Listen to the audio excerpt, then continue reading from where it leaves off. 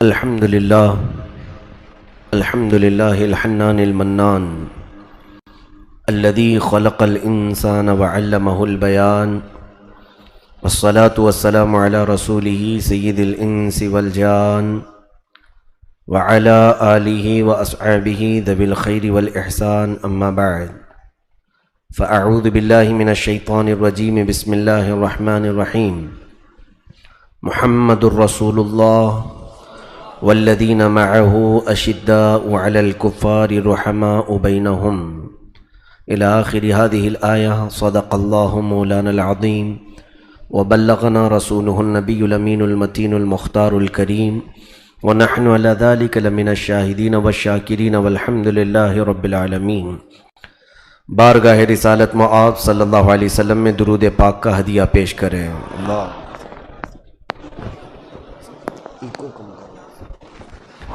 اللہم صلی علی سیدنا محمد وعلی آلہ واصحابہ وبارک وسلم صلاة دائمة سرمدا ابدا. عزیزان گرامی وقار، آج کی اس محفل میں خلیفہ دوم سیدنا عمر ابن خطاب رضی اللہ تعالیٰ عنہ، فاروق اعظم رضی اللہ تعالیٰ عنہ کی بارگاہ میں ہم خراج عقیدت پیش کریں گے.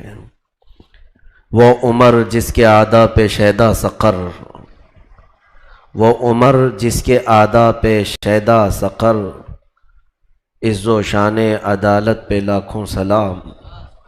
ترجمان نبی ہم زبان نبی، اس خدا دوست حضرت پہ لاکھوں سلام. عزیزان گرامی وقار، رسول پاک صلی اللہ تعالیٰ علیہ وسلم کے اصحاب میں، حضور اکرم صلی اللہ تعالیٰ علیہ وسلم کی تبلیغ میں جو بہت زیادہ نمایاں کردار ادا کیے ہیں، ان میں حضرت عمر فاروق رضی اللہ تعالیٰ عنہ کا نام بھی سر فہرست آتا ہے. نبوت کا 7واں سال تھا جب حضرت عمر فاروق رضی اللہ تعالیٰ عنہ ایمان لائے تھے. شروع کے آپ کے حالات پردہ خفا میں ہیں، بچپن کے حالات کسی کتاب میں نقل نہیں ہو سکے، لیکن اتنا ضرور ہے کہ آپ قریش کے معزز خاندان سے تعلق رکھتے تھے. بنو عدی جو آپ کا قبیلہ تھا، یہ سفارت کے کاموں سے متعلق ان کو بہت ساری ذمہ داریاں دی گئی تھیں. جب کبھی عربوں میں آپس میں جنگ ہو جاتی یا آپس میں جھگڑے ہوتے تو فیصل کی حیثیت سے حضرت عمر فاروق کا خاندان وہاں پر ہوتا تھا. حضرت عمر فاروق رضی اللہ تعالیٰ عنہ بنو عدی میں سے تھے، جس کی وجہ سے سفارت کے کام آپ کو بھی ملے تھے، اور جس کی وجہ سے آپ دور دراز کے ملکوں کا سفر بھی کیے ہیں، شام، یمن اور اس کے علاوہ اور بھی کئی ممالک کا، کہ باہمی نزاع، باہمی جھگڑوں کو ختم کرنے کے لیے آپ ثالث کا کردار ادا فرماتے تھے. لیکن اسلام لانے سے قبل جو سب سے زیادہ مسلمانوں کو اذیتیں دینے والے لوگ تھے، کمزور مسلمانوں کو، جو غریب مسلمان تھے صحابہ میں، ان کو سب سے زیادہ اذیت دینے والوں میں بھی حضرت عمر کا نام آتا ہے. کہ جہاں کہیں کوئی اللہ کا نام لینے والا دکھ جاتا تو اسے مارا جاتا تھا. مکہ والے پکڑ کر کے اسے پیٹتے تھے. تو یہ مکہ میں تقریباً 13 سال تک یہی سلسلہ چلا ہے. موب لنچنگ تو اب ہو رہی ہے، اور اس کو نیا نام اگرچہ دیا گیا ہے. در حقیقت جو کیا جا رہا ہے، یہ مکہ والوں کے، مشرکین کے انہی عادات کو دوبارہ اپنایا جا رہا ہے. بس فرق یہ ہے کہ کفار وہاں پر بھی تھے، مشرکین وہاں پر بھی تھے، آج بھی وہی ہیں. لیکن جن مسلمانوں کو اس وقت اذیت دی جا رہی تھی، ان مسلمانوں میں اور آج کے مسلمانوں میں بڑا فرق ہے کہ وہ اذیت سہتے تھے لیکن اللہ اللہ ہی کہتے تھے، مصیبتوں کو گلے لگاتے تھے لیکن نبی کا دامن کبھی نہیں چھوڑتے تھے. عزیزان گرامی، مجھے آج اس بات پر کہنے میں کوئی دقت نہیں محسوس ہوتی. موب لنچنگ کرنے والے لوگ اس وقت 4-5 لوگ ملتے تھے اور ایک مسلمان کو پکڑ کر مارتے تھے. حرم کعبہ میں بھی، کسی مکہ کی گلی میں بھی، لیکن تاریخ اس بات کی شاہد ہے کہ جن لوگوں نے کثرت سے مسلمانوں کو مارا وہ خود ہی اسلام میں داخل ہوئے۔ ہمیں امید ہے کہ آج بھی اللہ انہیں ہدایت دے گا اور وہ اسلام کا پرچم پھر سے لہرائیں گے۔ اسی لیے اقبال نے کہا تھا حرم کو مل گئے پاسباں صنم خانے سے۔ اکثر ایسا ہوا ہے کہ جنہوں نے شدت عداوت سے اسلام اور مسلمانوں کے خلاف علم بغاوت اٹھایا، پھر دنیا نے دیکھا ہے کہ انہی کے ذریعے سے اللہ تعالیٰ نے اسلام اور مسلمانوں کی حفاظت بھی فرمائی، ان کے دلوں میں اللہ اسلام کی ہدایت بھی عطا کرتا ہے۔ تو حضرت عمر کا حال انہی لوگوں میں سے تھا جو ضعیف، غریب اور کمزور مسلمانوں کو مارتے تھے۔ آپ کی حمیت اور غیرت بچپن سے ایسی تھی کہ لوگ آپ کے رعب و دبدبے سے خوف کھایا کرتے تھے۔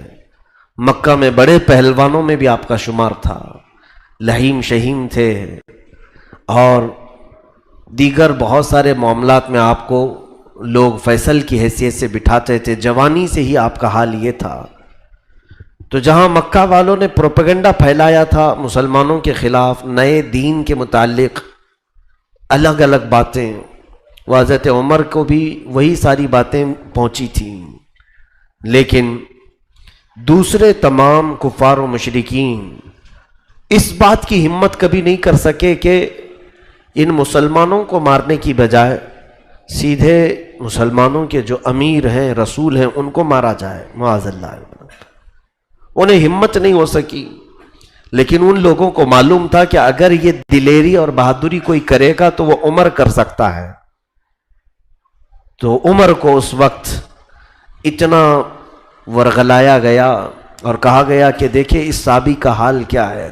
صحابی کہتے ہیں دین سے ہٹا ہوا، محمد صلی اللہ تعالیٰ علیہ وسلم کو لوگ صحابی کہتے تھے۔ عمر کے کان اتنے بھرے گئے کہ انہوں نے تلوار نکالی اور کہا اب ان مسلمانوں کو مار کر کے کیا ہوگا، یہ روز بڑھتے ہی جا رہے ہیں۔ پہلے غریب مسلمان تھے، غریب لوگ ایمان لاتے تھے، اب تو شریف اور امیر لوگ بھی مکہ کے اسلام میں آنے لگ گئے ہیں۔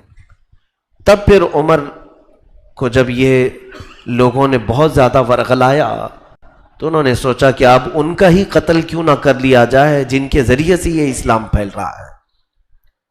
اب ان کے اسلام لانے کا یہی واقعہ ہوا کہ وہ تلوار لے کر کے چلے تھے، لیکن راستے میں ایک صحابی نے دیکھ لیا، ان کا ارادہ بھانپ لیا اور انہیں پھیرنے کے لیے کہا عمر تم کہاں جا رہے ہو؟ کہا میں محمد کا آج قتل کرنے جا رہا ہوں۔ کہا ان کو بعد میں قتل کرنا، تو اپنے گھر کی خبر لے، تیری بہن اور بہنوی بھی تو اسی اسلام میں آئے ہیں، تو اپنے گھر والوں کی پہلے خبر لے۔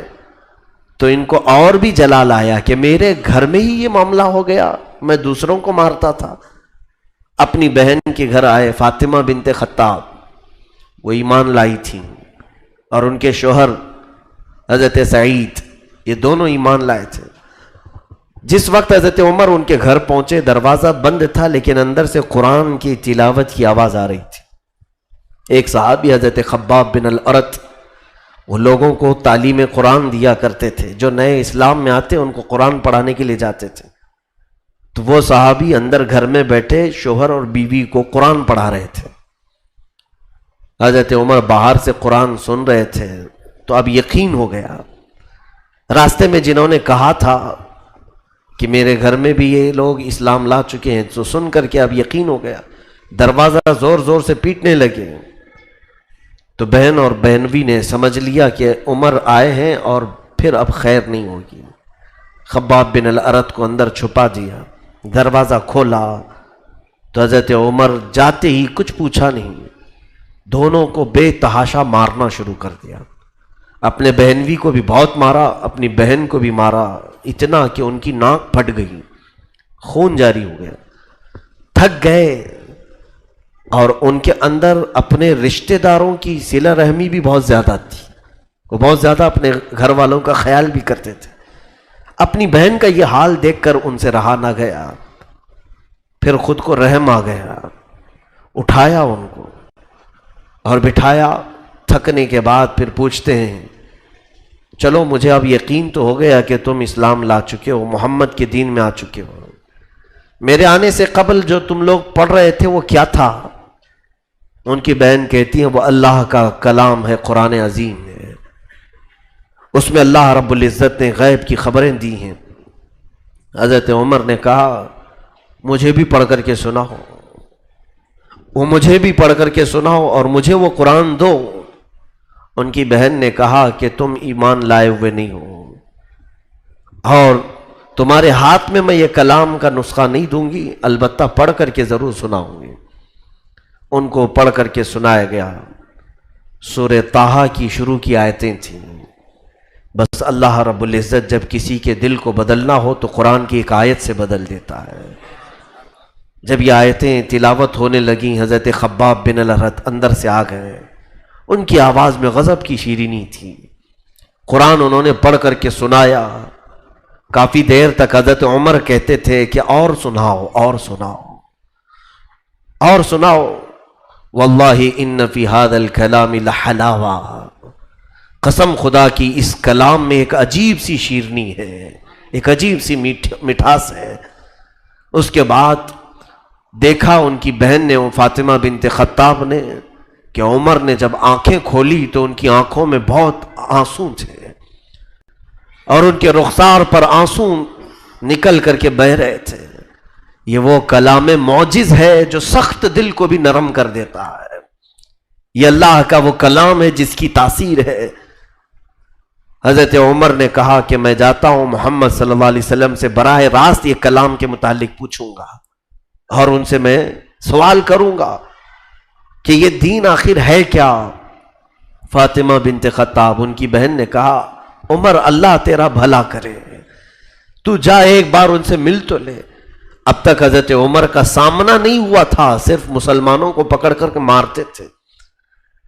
حضور صلی اللہ علیہ وسلم سے سن بھی لیتے کہ دین ہے کیا۔ ادھر حضرت عمر نکلے، ادھر رسول کریم صلی اللہ علیہ وسلم صحابہ کے ساتھ بیٹھے ہوئے تھے۔ اس وقت زیادہ صحابہ نہیں تھے، 39 صحابہ، 39 لوگ تھے۔ اتنوں کے بیچ میں اس میں سے بھی چند لوگ تھے۔ فرماتے ہیں رسول کریم صلی اللہ علیہ وسلم دعا کے لیے ہاتھ اٹھا رہے تھے، یوں فرما رہے تھے اللہم اعز الاسلام باحد العمرین، اے اللہ تو اسلام کو عزت دے دو عمر میں سے کسی ایک عمر کے ذریعے سے، ایک عمر بن ہشام اور ایک عمر بن خطاب۔ مکہ میں دو عمر بہت مشہور تھے۔ عمر بن ہشام لوگ نام سن کر کے شاید نہیں پہچانیں گے، لیکن اس کا جب لقب کہا جائے ابو جہل تو ہر کوئی پہچانتا ہے۔ ابو جہل کا اصل نام عمر بن ہشام تھا اور دوسرا عمر ابن خطاب۔ یہ دونوں عمر مشہور تھے مکہ میں۔ رسول کریم صلی اللہ تعالی علیہ وسلم دعا کے لیے ہاتھ اٹھائے ہوئے ہیں صحابہ کی مجلس میں کہ دو عمر میں سے کسی ایک عمر کے ذریعے سے اسلام کو تو عزت عطا فرما۔ صحابہ نے آمین کہا۔ تھوڑی دیر نہ گزری تھی کہ دروازے پر حضرت امیر حمزہ پہرا دے رہے تھے کہ کوئی آ کر کے حضور کو تکلیف نہ پہنچائے۔ حضرت امیر حمزہ کا بھی رعب و دبدبا تھا۔ حضرت عمر کو تلوار لے کر کے تیزی سے آتے ہوئے دیکھا تو صحابہ نے کہا کہ عمر آ رہے ہیں، اور یہ عمر کے جب آنے کے حالات دیکھے صحابہ نے کہا کہ یہ بے قابو ہو جاتا ہے، اس کو کون قابو میں کرے گا۔ امیر حمزہ نے کہا نہ گھبراؤ میرے ساتھیو، عمر اگر اچھے ارادے سے آ رہا ہے تو ٹھیک ہے، نہیں تو میں بھی عمر سے کم نہیں، میں اس کا مقابلہ کروں گا۔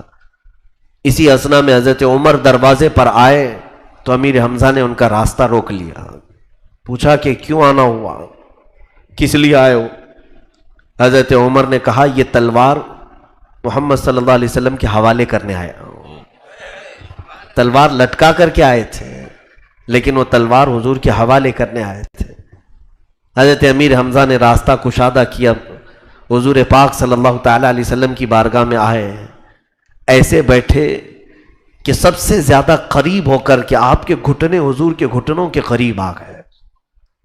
اللہ کے حبیب صلی اللہ تعالی علیہ وسلم سے انہوں نے دو تین باتیں پوچھی۔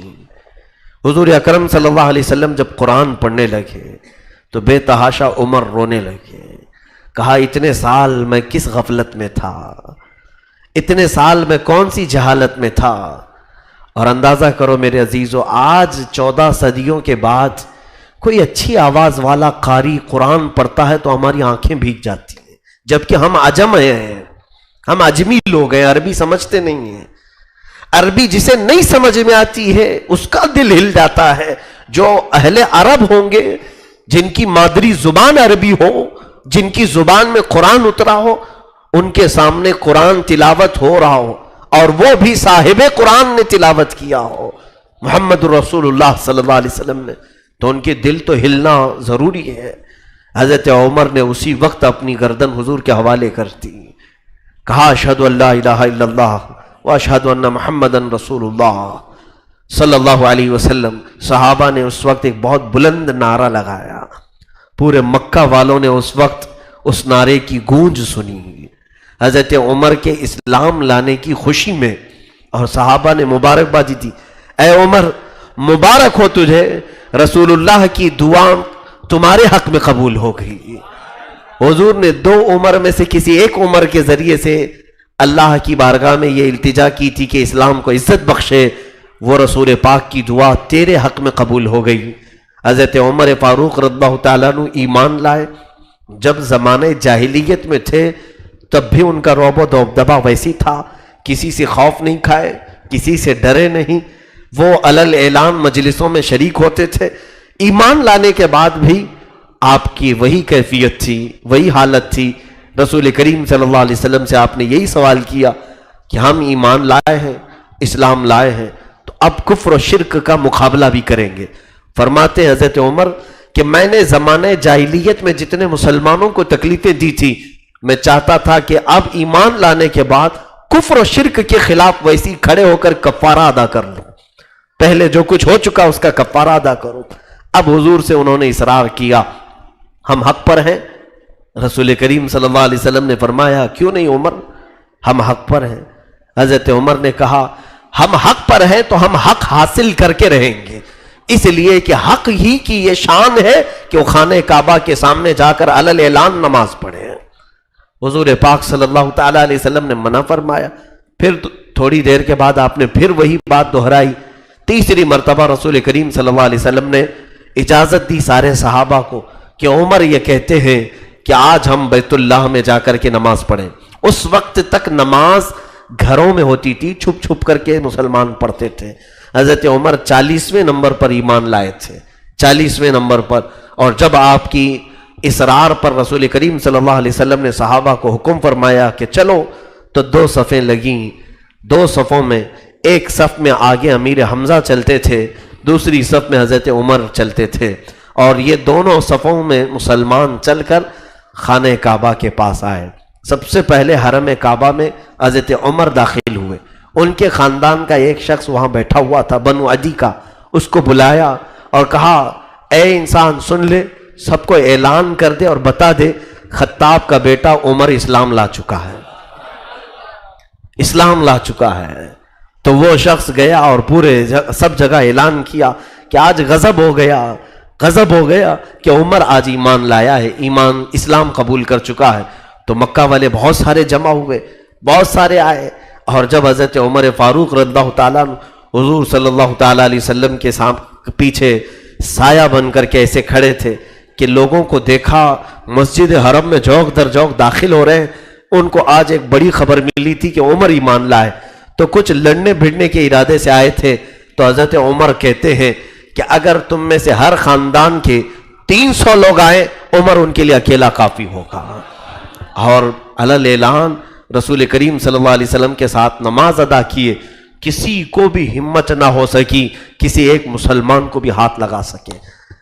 خدایا پھر سے ہمیں عمر کی آج ضرورت ہے. رسول کریم صلی اللہ تعالیٰ علیہ وسلم کے وہ عظیم جانثار صحابی جنہوں نے اسلام کی عزت میں اور اسلام کے وقار میں 4 چاند لگائے تھے. اسی دن رسول کریم صلی اللہ علیہ وسلم نے ان کو فاروق کا لقب عطا فرمایا. فاروق کہتے ہیں فرق پیدا کرنے والا. عمر کے اسلام لانے کے بعد کفر کیا ہے، اسلام کیا ہے، فرق پیدا ہو گیا. انہوں نے فاروق کا لقب حاصل کیا میرے آقا کی زبان پاک سے کہ یہ ان کی وجہ سے اسلام اور کفر میں فرق پیدا ہوا، کہ پھر لوگ اسلام کو اچھی طرح سے جاننے پہچاننے لگے۔ پھر زیادہ عرصہ نہیں، حضرت عمر فاروق رضی اللہ تعالیٰ عنہ اپنی طاقت کے مطابق ہر ممکن کوشش کرتے تھے کہ کوئی اذیت مسلمانوں کو دے نہ سکے۔ اتنے دن تقریباً حضرت عمر کے ایمان لانے کے بھی 5-6 سال تک مکہ مکرمہ میں حضور صلی اللہ تعالیٰ علیہ وسلم رہے، لیکن آپ کی موجودگی میں کفار کبھی حملہ نہیں کرتے تھے، آپ کی موجودگی میں مسلمانوں کو اذیت نہیں دیتے تھے۔ پھر اندازہ کیجئے سیدنا عمر فاروق رضی اللہ تعالیٰ عنہ کی ہجرت بھی اسی شان سے ہوئی ہے، اسی شان کی ہجرت تھی۔ اللہ کے حبیب صلی اللہ تعالیٰ علیہ وسلم کو جب ہجرت کا حکم ہوا، وہ رات کے وقت ہوا تھا، اور حضور پاک صلی اللہ علیہ وسلم اس رات کو ہجرت فرمائے جب کافر آپ کے گھر کا محاصرہ کر کے کھڑے تھے آپ کا قتل کرنے کے لیے۔ ہر خاندان کا ایک آدمی باہر کھڑا تھا۔ اللہ کے حبیب صلی اللہ تعالیٰ علیہ وسلم اپنے گھر سے نکلے اور یاسین پاک کی تلاوت کرتے ہوئے کچھ کنکریاں ان کے چہروں پر ماری، سب اندھے ہو گئے، کسی کو حضور نظر نہ آئے۔ یہ ہجرت تو رسول کریم صلی اللہ تعالیٰ علیہ وسلم کی تھی۔ اس طرح سے میرے آقا صلی اللہ علیہ وسلم ہجرت فرما کر مدینہ طیبہ کی طرف چل پڑے ہیں۔ وہ اللہ کی مصلحتوں میں سے ایک مصلحت تھی اس طرح کی ہجرت۔ پھر بعض صحابہ وہ ہیں جو بڑی تکلیف سے ہجرت کی ہے۔ عبداللہ ابن مسعود، ان کو حرم کعبہ میں بہت مارا گیا تھا، کھینچ کر کے لایا گیا تھا۔ حضرت مصعب بن عمیر، حضرت صہیب، ان لوگوں کو ان کے گھر والوں نے تک تکلیفیں دی تھی، یہاں تک کہ یہ لوگ راستے میں پہنچے تو گنڈوں کو بھیج کر کے ان کو مارا گیا تھا، ان کے جسم کو، ان کی ہڈیوں کو توڑا گیا تھا۔ لیکن حضرت عمر فاروق جس وقت مکہ سے نکل کر کے مدینے جانے والے تھے، حضور پاک صلی اللہ تعالیٰ علیہ وسلم کے ہجرت کرنے سے چند دن پہلے ہی بعض روایت میں کہ حضور کی ہجرت کے دوسرے دن بعد ہی حضرت عمر آئے، 30 صحابہ کو بھی ساتھ میں لے لیا جو غریب صحابہ تھے، اور سیدھے حرم کعبہ میں آئے، خانہ کعبہ کا طواف کیا۔ پھر سارے لوگوں کو اعلان کیا۔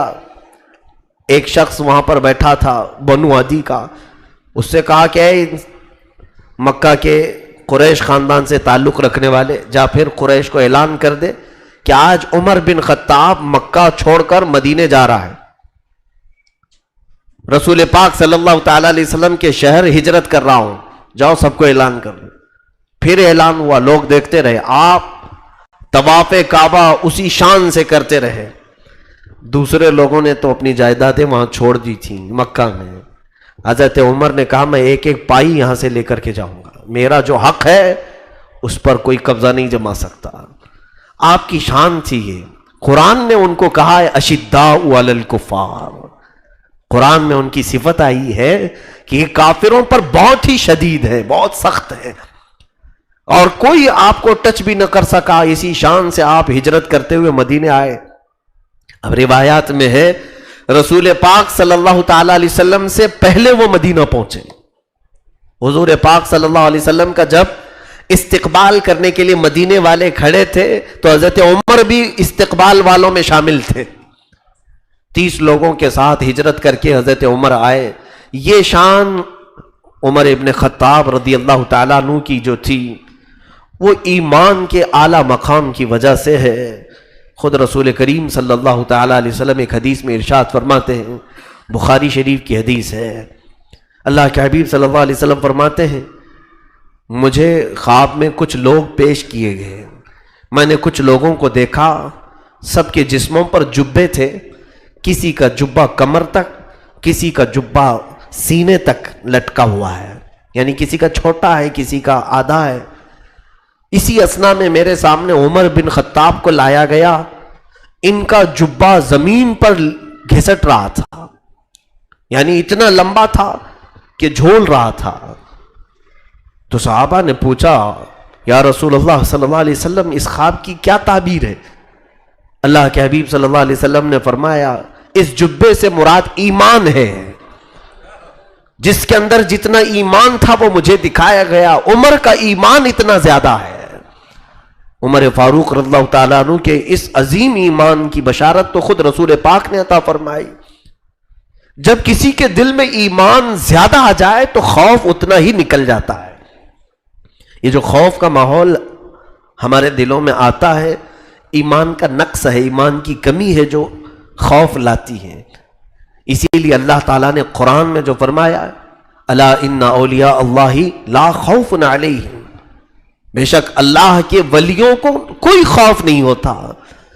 خوف دنیا کا، طاقت کا، دنیا کے رعب و دبدبے کا، یہاں کی باقی چیزوں کا خوف نکل جاتا ہے. اس لیے کہ عبداللہ ابن مسعود رضی اللہ تعالیٰ عنہ سے مروی ہے، فرماتے ہیں دو خوف کسی کے دل میں جمع نہیں ہو سکتے، ایک دنیا کا خوف اور ایک اللہ کا خوف. اگر اللہ کا خوف بس گیا ہے تو دنیا کا خوف نکلے گا، اور اگر صرف دنیا کا خوف آیا ہے تو اللہ کا خوف اس سے نکل جائے گا. اللہ کے خوف سے وہ عاری ہے. اسی لیے دنیا میں مست رہنے والا کبھی اللہ سے ڈرتا نہیں اور ہر کام کر جاتا ہے، ہر برائی کر جاتا ہے. اور اللہ سے ڈرنے والا کبھی برائی نہیں کرتا، دنیا میں ہاتھ تک نہیں لگاتا. دو خوف ایک دل میں نہیں آتے ہیں. حضرت عمر فاروق رضی اللہ تعالیٰ عنہ کے دل میں خوف خدا بس گیا تھا، اور ایسا رچ بس گیا تھا کہ پھر ان کو کسی بھی رعب و دبدبے سے خوف نہیں آتا تھا. حضرت عمر فاروق رضی اللہ تعالیٰ عنہ کے بہت سارے اولیات ہیں، بہت ساری فضیلتیں ہیں. اللہ رب العزت نے ایمان لانے کے بعد جو ان کی قلب کو ہدایت عطا فرمائی، میرے عزیزو ایسا بہت کم ہوتا ہے کہ خالص اللہ اور اس کے رسول کے لیے لوگ دوستی کرتے ہوں اور اللہ اور اس کے رسول کے لیے لوگ دشمنی کرتے ہوں. یہ حضرت عمر کا خاصہ تھا. آپ نے جس سے بھی دوستی کی ایمان لانے کے بعد وہ صرف رسول اللہ کی نسبت سے دوستی کی، اور جس سے دشمنی کی وہ رسول سے دشمنی کی وجہ سے کی، اللہ کے دشمنوں سے دشمنی کی. یہاں الٹ گئی ہے بات. اب ان کی صفت میں کیا قرآن کہہ رہا ہے؟ اشداء علی الکفار رحماء بینہم. وہ کافروں پر بہت سخت تھے اور آپس میں نرم دل تھے، بہت رحم دل تھے. لیکن ہم نے بدل لیا ہے، ابھی آپس میں سخت ہو چکے ہیں اور کافروں کے لیے نرم دل ہو رہے ہیں. ان کی جی حضوری کے لیے کھڑے رہتے ہیں، ان کی خوشامدی کے لیے ہم اپنے آپ کو بدلنے کو بھی تیار ہیں. کئی علاقوں میں اب یہ سننے کو مل رہا ہے کہ لوگ اپنا نام بدل کر کے انہیں راضی رکھنے کی کوشش کر رہے ہیں. تم پوری دنیا میں جی جان لگا دو ان کو راضی کرنے کے لیے، قرآن کہتا ہے تم ہرگز انہیں راضی نہیں کر سکو گے، وہ تم سے کبھی نہیں راضی ہوں گے. ایسے کئی لوگ اب راستے پر آ رہے ہیں جن کے چہروں پر داڑھیاں ہیں، سروں پر بڑی بڑی ٹوپیاں. حد تو یہ ہے کہ کچھ خانقاہوں کے سجادے بھی باہر نکل آئے ہیں کفار و مشرکین کی حمایت کرنے کے لیے. ان کی حمایت میں ان کو ایسا لگتا ہے کہ ہم گفتگو کریں گے تو ہماری جان بچ جائے گی. میں نے جمعہ میں وہ کہا تھا، سفید بیل اور لال بیل والا واقعہ، کہ تم شیر سے دوستی کرنے کی کوشش کر رہے ہو. شیر کی عادت ہے پھاڑ کھانا. تم سانپ سے دوستی کرنے کی کوشش کر رہے ہو، سانپ کی فطرت ہے ڈنک مارنا، ڈسنا. یہاں کچھ لوگ آج ان حالات میں یہ سمجھ رہے ہیں کہ ہم ان کی جی حضوری کر لیں گے، ان کی ہاں میں ہاں ملا دیں گے، آج جو کچھ بھی چل رہا ہے اس کو حق کہہ دیں گے تو یہ ہمیں چھوڑ دیں گے. ایسا نہیں ہو سکتا میرے عزیزو. یاد رکھنا ہمارے بعد پھر تمہارا بھی نمبر آئے گا. یہ تم کو صفحہ ہستی سے مٹا ڈالیں گے، پھر یہ نہیں دیکھیں گے کہ تم ان کی حمایت کرتے تھے کہ نہیں کرتے تھے. اس لیے کہ آزادی کے موقع پر بھی ایسے معاملات ہوئے ہیں. کچھ علماء انگریزوں کی حمایت میں فتوے دیے تھے، ان کو ذل اللہ کہا تھا. ذل اللہ کا مطلب ہوتا ہے یہ اللہ کا سایہ ہے. ان انگریزوں کے متعلق کچھ علماء کہتے تھے کہ ان کے خلاف بغاوت مت کرو، یہ بہت عدل کرنے والے لوگ ہیں. دیکھو انہوں نے ٹرینیں بنا دی ہیں، انہوں نے پٹریاں بچھا دی ہیں، انہوں نے عمارتیں کھڑی کر دی ہیں. ان کی فضیلت میں کچھ تقریریں ہوتی تھی اس وقت، لیکن ہوا کیا؟ ان کی فضیلت میں بیان کرنے والے بچ گئے؟ نہیں. جب علماء اہل سنت کو تختہ دار پر چڑھایا جا رہا تھا تو بعد میں پھر یہ ان کی بولی بولنے والوں کو بھی قتل ہونا پڑا، مصیبتوں کا سامنا کرنا پڑا۔ تو آج میں یہ کہتا ہوں کہ عمر جیسا ایمان لاؤ کہ اگر دوستی ہو تو اللہ اس کے رسول کی وجہ سے ہو، اور دشمنی ہو تو اللہ اس کے رسول کی وجہ سے ہو، ذاتی چیزیں داخل نہ ہونے پائیں۔ سیدنا عمر فاروق رضی اللہ تعالیٰ عنہ کی چند باتیں میں آپ کو بتا دوں۔ حضرت بلال حبشی رضی اللہ تعالیٰ عنہ غلام تھے، غلامی میں انہوں نے اپنی زندگی کے بیشتر ایام گزار دیے۔ ان کا جو مالک تھا مکہ میں امیہ، جو حضرت بلال کو سخت اذیتیں دیتا تھا، اتنی اذیتیں کہ ان کا جسم پورا گل چکا تھا، ان کی پیٹھ پر اتنے داغ تھے جلانے کے، انگاروں پر سلایا گیا، اوباش بدماش لڑکوں کے ہاتھ میں رسی باندھ کر کے حضرت بلال کو دے دیتا تھا، اور وہ نوجوان بدماش قسم کے لوگ آوارہ بلال حبشی کو پیر میں رسی باندھ کر مکہ کی گلیوں میں کھینچتے تھے، لے کر کے جاتے تھے، گرم ریت پر سلایا جاتا تھا۔ یہ سب اذیتیں بلال حبشی نے برداشت کی۔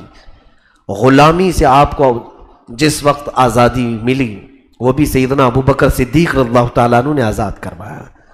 حضرت ابو بکر صدیق کی کل آپ نے سیرت سماعت کی، اس میں ایک شوشہ یہ بھی تھا کہ آپ کثرت سے حضور صلی اللہ علیہ وسلم کے غلاموں کو کافروں کی غلامی سے آزاد کرواتے تھے، کافروں کی غلامی سے آزاد کر کے حضور کی غلامی میں ڈال دیتے تھے۔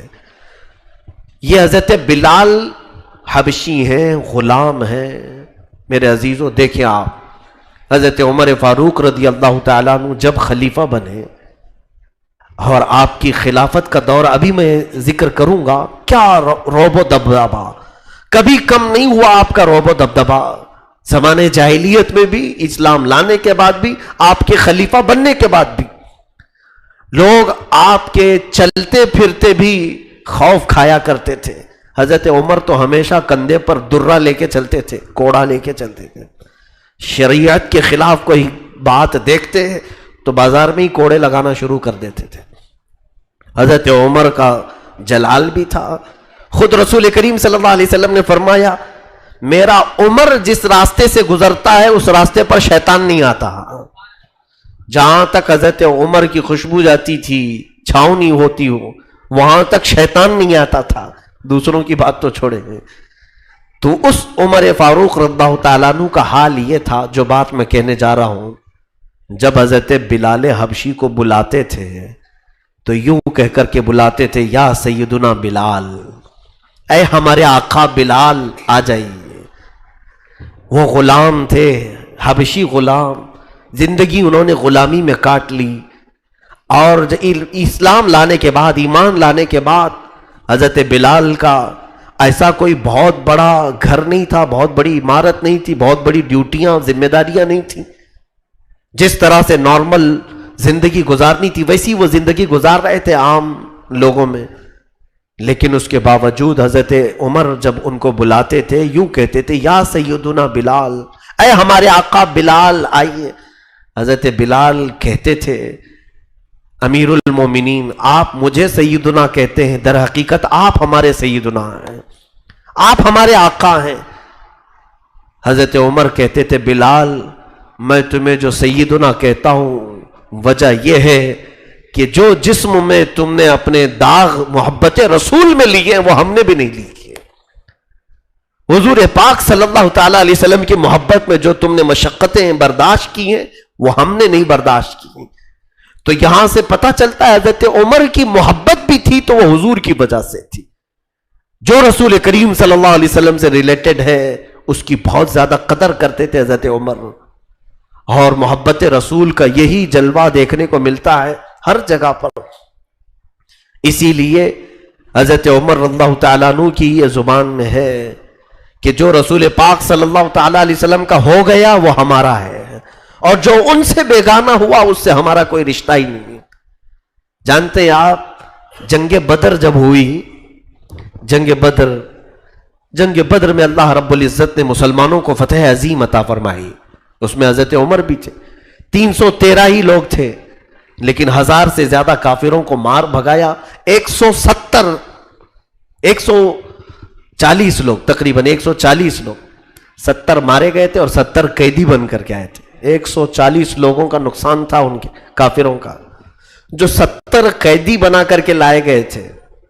کہ کافروں کے متعلق حضور نے مشورہ لیا صحابہ سے کہ ان کے ساتھ کیا کیا جائے، ان کے ساتھ کیا سلوک کیا جائے، یہ قیدی بن کر کے آئے ہیں. حضرت عمر فاروق رضی اللہ تعالیٰ عنہ سے بھی حضور مشورہ لیتے، حضرت ابو بکر سے بھی.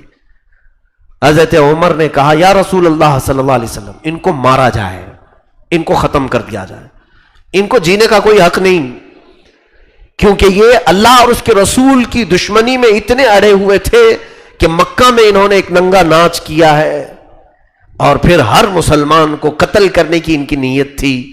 آج ہمارے ہاتھ میں آئے، ان کو ختم کر دیا جائے، ان کو نہ چھوڑا جائے. یہ حضرت عمر کی رائے تھی. حضرت ابو بکر سے پوچھا تو انہوں نے کہا یا رسول اللہ صلی اللہ علیہ وسلم، ہے تو یہ قرابت دار، رشتہ داروں میں سے ہی لوگ ہیں، مکہ والے ہیں، قبیلوں میں سے، خاندانوں میں سے، ایسا کر لیا جائے کہ ان سے فدیہ لے کر کے، کچھ مال لے کر کے چھوڑ دیا جائے، ان سے کچھ مال لے کر انہیں آزاد کر دیا جائے، ہو سکتا ہے بعد میں یہ ایمان لے آ جائے. یہ حضرت ابو بکر کی رائے تھی. حضور صلی اللہ تعالیٰ علیہ وسلم نے حضرت ابو بکر کی رائے کو پسند کیا. پھر ان سے فدیہ لیا گیا، مال لیا گیا اور جنگ بدر کے قیدیوں کو چھوڑ دیا گیا. اب سنیے، جب واپس آئے تو قرآن کی آیت نازل ہوئی، ما کان لنبی ان یکون لہ اسرا حتی یثخن فی الارض تریدون عرض الدنیا واللہ یرید الاخرہ. قرآن کی آیت میں یہ آ گئی بات، یہ سب معاملہ ختم ہو گیا، جنگ بدر سے واپس مدینے آئے تو اللہ نے فرمایا نبی کے لیے یہ مناسب نہیں ہے کہ وہ قیدیوں کو روک کے رکھیں، انہوں نے اللہ اس کے رسول کا نقصان کیا ہے. ہونا یہ چاہیے کہ ان کو ختم کر دیا جائے، اور تم لوگ دنیا کا مال دیکھ رہے ہو اور اللہ آخرت کی مال کو دیکھتا ہے. واللہ یرید الاخرہ، اللہ آخرت کو دیکھ رہا ہے، تمہارے لیے آخرت بہتر ہے. یعنی آیت حضرت عمر فاروق کی رائے کے مطابق آئی، فیصلہ پہلے ہو چکا تھا. حضرت عمر کو لوگ آج سننا پسند نہیں کریں گے، جو نیوٹرل لوگ ہیں. اگر میں بیان کروں تو جو سیکولر ہیں ان کے دھوئے نکلنے شروع ہو جائیں گے. اب بہت سخت باتیں ہو گئی، اتنی سخت باتیں آج کے ماحول میں نہیں کرنا چاہیے. بہت سارے لوگ ہمیں مشورہ دیں گے، حالات نہیں دیکھتے رہے مولانا صاحب، آپ اتنی سخت باتیں کر رہے ہیں. اگر حضرت عمر کے یہ حالات نہیں ہوتے تو میں کبھی نہیں بات کرتا، اور حضرت عمر کی بات کرنے میں ہمیں خوف بھی نہیں رکھنا چاہیے، کیونکہ حضرت عمر کی مثال ہم لوگ تو بیان کرتے ہی کرتے ہیں، جن کو آج ہندوستان فخر کے ساتھ ہر جگہ پر، ہر نوٹ پر رکھتا ہے. گاندھی جی کی لکھی ہوئی باتوں میں بھی یہ ہے، کہا کہ میں کچھ ہی لوگوں سے امپریس ہوں پوری دنیا میں، اس میں سے ایک عمر ابن خطاب ہے. تو وہ لوگ جب یہ بات کہہ سکتے ہیں حضرت عمر کی، تو مسلمان ہونے کے ناطے حضرت عمر کا ذکر کرنے میں خوف کس بات کا ہے؟ الحمدللہ یہ ہمارے اجداد میں سے ہیں، ہمارے سلف صالحین میں سے ہیں. ہم ان کا ذکر نہ کریں تو کیا پہاڑی چوہوں کا ذکر کریں گے؟ سیدنا عمر فاروق رضی اللہ تعالیٰ عنہ، آپ کی رائے اکثر قرآن کے مطابق آئی ہے، اور قرآن کی آیتیں آپ کی رائے کے مطابق نازل ہوئی. یہ ایک موقع نہیں ہے، کئی موقع ایسے ہیں. اس کے علاوہ آپ دیکھیں حضرت عمر فاروق رضی اللہ تعالیٰ عنہ کی یہ جو سختی تھی، دشمنان رسول کے لیے تھی، دشمنان اسلام کے لیے تھی. جنگ بنی مستلق میں، غزوہ بنی مستلق ایک غزوہ ہے جس میں حضور پاک صلی اللہ علیہ وسلم تشریف لے کر گئے تھے. غزوے سے واپس آنے کے وقت ایک انصاری صحابی اور ایک مہاجر صحابی، دونوں کے درمیان پانی کے مسئلے کو لے کر کچھ تکرار ہو گئی. پانی کا کچھ مسئلہ تھا، آپس میں تکرار ہوئی. یہ تکرار بڑھتے بڑھتے کیا ہو گئی کہ مہاجرین اور انصار، بہت سارے صحابہ کو بیچ میں آنا پڑا. اس وقت اس جہاد میں ایک شخص تھا عبداللہ بن ابی، منافق تھا یہ، لیکن ظاہر مسلمان منافق کسے کہتے معلوم ہے نا؟ یعنی اندر سے اس کے اسلام کی دشمنی بھری ہوئی ہے، لیکن وہ سامنے سے نام مسلمان رکھتا ہے، نماز پڑھتا ہے، ٹوپی رکھتا ہے، سب کچھ مسلمانوں کی طرح جیتا ہے، لیکن اندر اس کے دشمنی ہے۔ ایسے آج بھی بہت سارے ہوں گے، ان کو پہچاننے کے لیے ظاہر سی بات ہے غیب کی نگاہیں بھی چاہیے، اسی لیے اس زمانے میں ہم منافق کسی کو نہیں کہہ پاتے ہیں۔ رسول کریم صلی اللہ علیہ وسلم چونکہ نگاہ غیب بھی رکھتے تھے، وہ غیب داں رسول تھے، لیکن کچھ مصلحتیں تھی حضور صلی اللہ تعالیٰ علیہ وسلم بیان نہیں فرمائے۔ عبداللہ بن ابی یہ صرف اسی لیے اسلام لایا تھا کہ اسلام کا بول بالا بہت ہو رہا تھا، ہر جگہ دیکھو اسلام کو فتح مل رہی ہے، کافروں کی بہت زیادہ شرمناک شکستیں ہو رہی تھی۔ تو عبداللہ بن ابی مدینے کا رہنے والا، یہ بڑا آدمی تھا، رئیس آدمی تھا، دل میں کہیں نہ کہیں کھوٹ جو رہتی ہے وہ نکل جاتی ہے منہ سے۔ اس نے وہ جھگڑے کو دیکھ کر کے کیا بات کہی جانتے ہیں آپ؟ عبداللہ بن ابی نے کہا، اے لوگوں، یہ مہاجرین مدینے میں بہت زیادہ ہو گئے، یہ آ کر کے بس گئے اور ہم لوگوں کا جینا تنگ کر دیا انہوں نے۔ یہ کمتر لوگ تھے، یہ ذلیل لوگ تھے اور آ کر کے مدینے میں بس گئے۔ اس نے ایسے سخت جملے مہاجرین کے لیے استعمال کیا۔ یاد رکھیں، زمین اللہ کی ہے، کسی کے بھی متعلق اس طرح کا تعصب جائز نہیں کہ ممبئی میں یو پی والے بہت زیادہ ہو گئے، ان کو نکالنا چاہیے، بہار والے بنگال والے بہت زیادہ ہو گئے۔ یہ عبداللہ بن ابی کی حرکتیں منافقین کی۔ زمین تمہاری نہیں ہے، اللہ کی زمین ہے، ہر ایک کو حق ہے انسان کو، ہم اپنی زمین میں جہاں چاہے رہیں، اللہ کی دی ہوئی زمین ہے۔ تو میرے عزیزو، عبداللہ بن ابی نے یہ مہاجرین کے متعلق جب جملہ کہا کہ، اور یہ کہا کہ جب ہم مدینے جائیں گے تو دیکھنا ان ذلیلوں کو ہم نکالیں گے مدینے سے، لَيُخْرِجَنَّ الْأَعَزُّ مِنْهَا الْأَذَلُّ۔ اس نے کہا ہم عزت والے لوگ ہیں، مدینے کے رہنے والے، یہ مہاجرین جتنے بھی مائگریٹ کر کے آئے ہیں، ہجرت کر کے آئے، سب کو ہم نکالیں گے۔ حضرت عمر کو وہ جملہ سنائی دے دیا، اتنا تیش میں آئے ہیں، اتنے جلال میں آئے، حضور صلی اللہ تعالیٰ علیہ وسلم کے پاس آ کر کے کہنے لگے، یا رسول اللہ صلی اللہ علیہ وسلم، مجھے اجازت دیں یا عباد بن بشر، وہ بھی مدینے کے تھے، کہا دونوں میں سے کسی ایک کو اجازت دے، عبداللہ بن ابی کی ہم گردن اڑانا چاہتے ہیں۔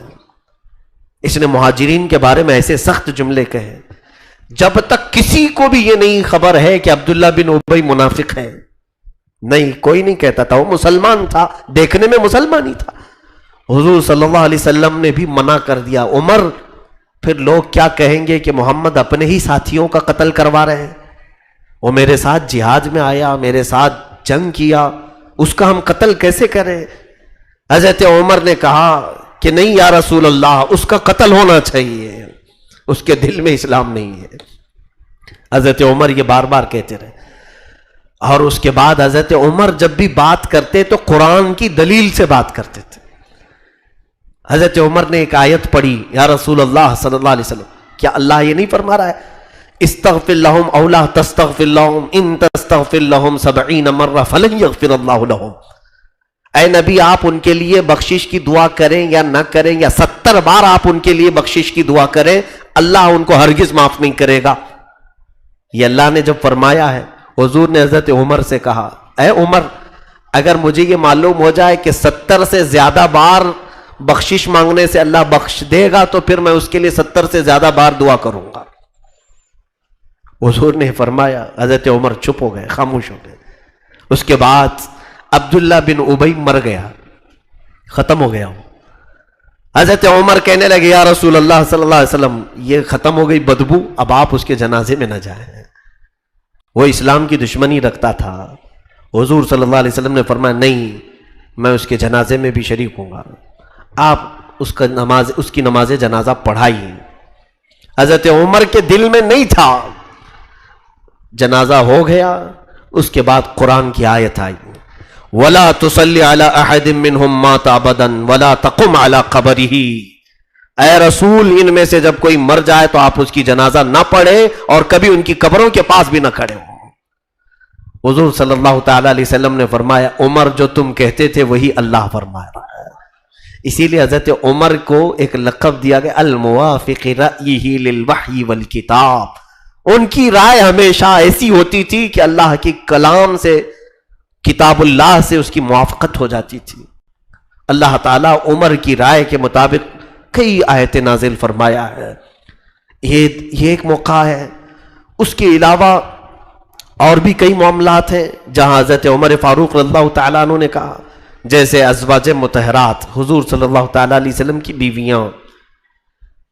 صحابہ حضور کے گھروں میں جایا آیا کرتے تھے، کوئی بھی چیز. حضرت عمر کی غیرت الگ تھی، آپ کا مزاج الگ تھا. کہا حضور کی بیویاں عام بیویوں کی طرح نہیں ہیں، حضور کی ازواج مطہرات عام عورتوں کی طرح نہیں ہیں، ہماری سب کی عورتوں کی طرح کچھ تو خصوصیات ہونا چاہیے. تو حضرت عمر نے کہا میرا دل یہ چاہتا ہے کہ اے صحابہ، حضور کی ازواج مطہرات کے ساتھ اس طرح بلا روک ٹوک گھروں میں آیا جایا نہ کرو. وہ رسول پاک کی ہم فراش ہیں، رسول کریم صلی اللہ علیہ وسلم کی گھر والیاں ہیں. کوئی حکم ایسا نہیں تھا، لیکن حضرت عمر کا خیال ایسا تھا. اسی رات کو اللہ نے آیت نازل فرمائی وَإِذَا سَأَلْتُمُوهُنَّ مَتَاعًا فَاسْأَلُوهُنَّ مِنْ وَرَاءِ حِجَابٍ. اے ایمان والو، جب تم نبی کی بیویوں سے کوئی چیز مانگو بھی تو پردے کے پیچھے سے مانگو. اور پھر اللہ نے قرآن میں آیت نازل فرمائی یا نساء النبی لستن کأحد من النساء. اے نبی کی بیویوں، تم عام عورتوں کی طرح نہیں ہو. حضرت عمر یہی کہتے تھے اور قرآن کی آیت آ گئی. اور اس کے بعد ایک دو نہیں میرے عزیزوں، کئی معاملات میں سیدنا عمر ابن خطاب رضی اللہ تعالیٰ عنہ کی رائے قرآن کے موافق رہی. اس لیے رسول کریم صلی اللہ تعالیٰ علیہ وسلم ہر مشورے میں حضرت عمر کو ساتھ رکھا کرتے تھے. بہت سارے معاملات میں آپ سے پوچھا کرتے تھے. اور لوگ ان کی سختی کو بیان کر رہے ہیں، آج کہہ رہے ہیں کہ وہ بہت زیادہ سخت تھے. میں کہتا ہوں اتنے ہی سخت اگر تم ہو جاؤ تو دنیا سب نرم ہو جائے گی، ساری چیزوں کی نرمی خود بخود آ جائے گی. اللہ کے لیے اور رسول اللہ کے لیے یہ معیار ہونا چاہیے. اب میں آپ کو ایک اور ایسی بات بتاتا ہوں جو ہم سب سے جلدی نہیں ہو پائے گا، ہم سب سے ایسا نہیں ہو پاتا ہے. لمبی حدیث ہے، اس کو میں نے تفسیر میں کئی مرتبہ عرض کیا ہے. آج حضرت عمر فاروق کی مجلس ہے اس لیے عرض کر رہا ہوں. جنگ بدر میں کئی کافر مارے گئے تھے. اس میں صفوان بن امیہ، صفوان نام کا ایک شخص مکہ کا، اس کا باپ قتل ہوا تھا. امیہ مارا گیا تھا اور وہ مکہ کا بڑا آدمی تھا، پیسے والا تھا. وہ بہت زیادہ دشمنی میں گھوم رہا تھا. مسلمان کمزور تھے، چھوٹے تھے، مکہ چلے گئے. اب دیکھو انہوں نے تو ہمارے باپ داداؤں کو بھی مار دیا. اسی اسنا میں مکہ میں ایک اور شخص تھا عمیر بن وہب، جس کو شیطان قریش کہتے تھے لوگ، قریش کا شیطان. جنگ بدر کی آگ بھڑکانے میں عمیر بن وہب کا بہت زیادہ ہاتھ تھا. عمیر بن وہب، اس کا بیٹا قیدی ہو چکا تھا حضور کے پاس. بیٹا یہاں پکڑا گیا ہے اور حضور چھوڑ نہیں رہے تھے کیونکہ فدیہ دیا نہیں تھا. تو یہاں مدینے میں وہ قیدی بنا کر کے رکھا گیا تھا. عمیر بن وہب کو اپنے بیٹے کی فکر تھی اور صفوان کو اپنے باپ کی فکر تھی. بات سمجھ میں آ رہی نا آپ کو؟ اب جب دونوں دشمنوں کا ایک ہی کاز ہو، ایک ہی مقصد ہو تو جلدی دوستی بھی ہو جاتی ہے. صفوان نے دیکھا کہ عمیر اپنے بیٹے کی تلاش میں ہے کہ کسی بھی طرح سے مدینے سے یہ چھوٹ کر کے آ جائے اور مجھے میرے باپ کا بدلہ لینا ہے. عمیر پیسوں سے کم آدمی تھا تو اس نے سوچا کہ کیوں نہ اسی کو میں تیار کر کے محمد کے قتل کے لیے بھیج دوں. تو صفوان آیا عمیر کو کہا کہ عمیر تیرے اوپر کتنے لوگوں کا قرضہ ہے؟ کہا فلاں کا فلاں کا فلاں کا قرضہ ہے. کہا خرچہ کیسے چل رہا ہے؟ کہا بڑی تنگ دستی ہے، بیٹا بھی محمد نے قید کر کے رکھا ہے. تو صفوان نے گلے میں ہاتھ ڈالا اور لے جا کر کے حتیم کعبہ کے اندر، کعبہ کی جو سائیڈ کی جو دیوار ہے اس کو حتیم کہتے ہیں، اندر بیٹھ کر کے پرسنل میٹنگ کی. صفوان نے یہ کہا دیکھ تیرے سارے قرضے میں ادا کر دوں گا، مکہ میں جس کے تو نے قرض لیے سب دے دوں گا، ایک شرط ہے. کہا کیا؟ میں ایک تلوار دیتا ہوں، یہ تلوار کو زہر میں بجھا کر تو محمد کا قتل کر کے آ جا، تیرے سارے قرضے میں چکا دوں گا، اور پھر تجھے جتنا پیسہ چاہیے وہ بھی دے دوں گا۔ کیوں؟ اس لیے کہ میرے باپ کو محمد کے ساتھیوں نے بدر میں قتل کیا ہے۔ عمیر نے کہا بالکل بہت اچھا کام ہے، میں میرے بیٹے کا بھی بدلہ لینا چاہتا ہوں، تو تیرے باپ کا دونوں ایک ہی ہو گئے، ایک حمام میں دو ننگے ہو ہی جاتے ہیں۔ تو عمیر نے کہا بالکل مجھے یہ پسند ہے۔ اس کے بعد عمیر بن وہب تلوار لیا، زہر میں بجھایا اور لے کر کے نکل آیا۔ کہاں پر؟ مدینے آئے، تلوار لٹکا کر کے۔ اب میں حدیث کے الفاظ بھی آپ کو اگر بتا دوں تو لوگ یہ کہنا چھوڑ دیں گے کہ بہت سخت بولتے ہیں، بہت سخت جملے ہیں۔ اب پھر اندازہ کرو کہ میں سخت بولتا ہوں یا رسول پاک کے صحابہ کتنا سخت بولتے تھے۔ ہم وہی بولی بولیں گے جو رسول پاک کے صحابہ بولتے تھے، وہ دنیا کی سب سے اچھی بولی ہوگی۔ سنیے، جب عمیر بن وہب آیا مدینے میں تلوار لٹکا کر کے، رسول پاک صلی اللہ علیہ وسلم مسجد نبوی میں تھے، لیکن اتفاق ایسا کہ دروازے کے باہر حضرت عمر ابن خطاب چند صحابہ کے ساتھ کھڑے تھے، باہر کھڑے تھے۔ تو جیسی حضرت عمر کی نظر عمیر بن وہب پر پڑی، تلوار لٹکائی، اکیلا آ رہا ہے، حضرت عمر جلال میں آ گئے، کیونکہ جانتے ہیں پوری جنگ بدر بھڑکانے والا یہی تھا۔ جنگ بدر میں بھاگ کے گیا، اس کا بیٹا قیدی تو ہے۔ فوراً حضرت عمر نے کیا کہا جانتے ہیں؟ خذوا ھذا الکلب، پکڑو اس کتے کو۔ یہ الفاظ کس کے ہیں؟ حضرت عمر کے۔ پھر لوگ ہم سے کہیں گے بہت سخت بولتے ہیں، میں اپنی جانب سے کچھ نہیں بول رہا ہوں۔ حضرت عمر کی بولی اچھی ہے یا نہیں ہے؟ دشمن رسول کو کہا تھا انہوں نے، کہا پکڑو اس کتے کو، یہ الفاظ ہیں۔ اور اس کے بعد حضرت عمر دوڑتے ہوئے آئے، بڑا لمبا ان کے ہاتھ میں ایک رومال تھا، گردن میں ڈالا اور لپیٹا، لپیٹ کر کھینچتے ہوئے لے آئے۔ کیسے آنا ہوا؟ کہا کہ نہیں میں بیٹے سے ملنے آیا ہوں۔ کہا تمہاری خیر بعد میں لوں گا، خبر بعد میں لیتا ہوں، پہلے پوچھ تو لوں حضور سے کہ اس کا کیا کرنا ہے۔ اس کو صحابہ کے ہاتھ میں دیا، اس کو چھوڑنا مت۔ مسجد نبوی میں اندر آئے، رسول کریم صلی اللہ علیہ وسلم سے کہا یا رسول اللہ صلی اللہ علیہ وسلم، وہ شیطان قریش بدر کی جنگ بھڑکانے والا عمیر بن وہب آیا، اور یا رسول اللہ مجھے لگتا ہے وہ برے ارادے سے آیا ہے۔ یہ حضرت عمر کی دوربین نگاہ ہے۔ آپ کس قدر سمجھ جایا کرتے تھے، حساس تھے۔ کہا کہ مجھے لگتا ہے وہ برے ارادے سے آیا ہے۔ حضور صلی اللہ علیہ وسلم آپ کی شان کریمی اور شان رحیمی ایسی تھی کہ دشمنوں کے لیے بھی آپ دروازے کھول دیا کرتے تھے۔ آپ نے فرمایا عمر اسے اندر تو آنے دو، اندر تو آنے دو۔ حضرت عمر اسی طرح سے اسے پکڑ کر کے اندر لے آئے۔ حضور نے فرمایا اس کی گردن کو ڈھیلی تو کر دو، بات کر سکے۔ آپ نے اس کی گردن کو ڈھیلا کیا۔ رسول کریم صلی اللہ علیہ وسلم نے پوچھا کیسے آنا ہوا عمیر؟ عمیر بن وہب نے کہا کہ بس میرے بیٹے کی خبر لینے آیا ہوں جو آپ کے پاس قیدی ہے، خیر خیریت پوچھنے آیا تھا اور کچھ بھی نہیں۔ حضور نے فرمایا سچ بولو کس لیے آیا؟ عمیر نے کہا بس اسی کے لیے تو آیا ہوں، میرا بیٹا آپ کے پاس قیدی ہے، بات چیت کر لوں۔ کہا اگر بیٹے سے بات کرنے کے لیے آیا تو تلوار کیوں لے کے آئے ہو؟ تو اس نے تلوار پھینک دیا نیچے دکھانے کے لیے۔ کہا اس تلوار کا کیا، جنگ بدر میں تو دیکھا آپ نے ہماری تلواریں کچھ کام نہیں آ سکی، آپ ہی کی تلوار کام آئی تھی۔ یہ لچھے دار باتیں ہوتی ہیں۔ تو حضور پاک صلی اللہ علیہ وسلم کو وہ اس طرح سے باتیں بنانے کی کوشش کر رہا تھا تلوار پھینک کر۔ حضور نے کہا، زور سے کہا عمیر وہ بات کیوں نہیں کہتے جو صفوان کے ساتھ حتیم کعبہ میں کر کے آئے ہو؟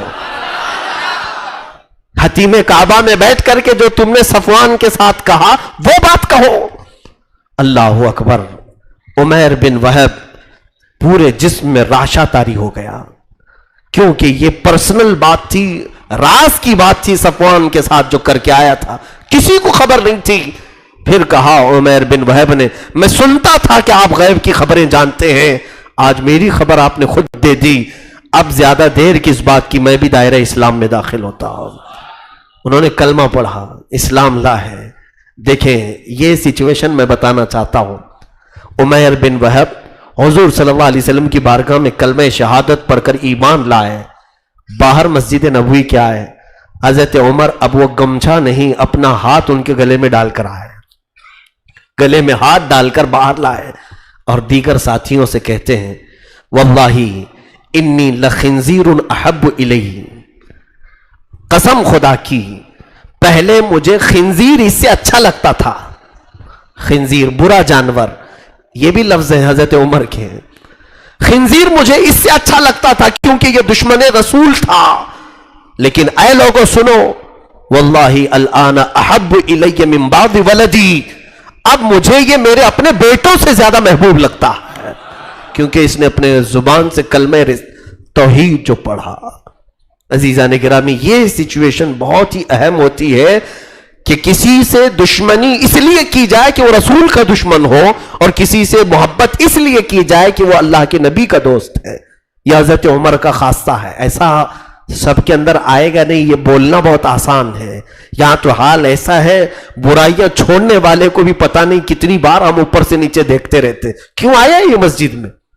ارے یہ چرسی تھا، یہ نشے والا تھا، جواری تھا، یہ کیسے آ گیا مسجد میں؟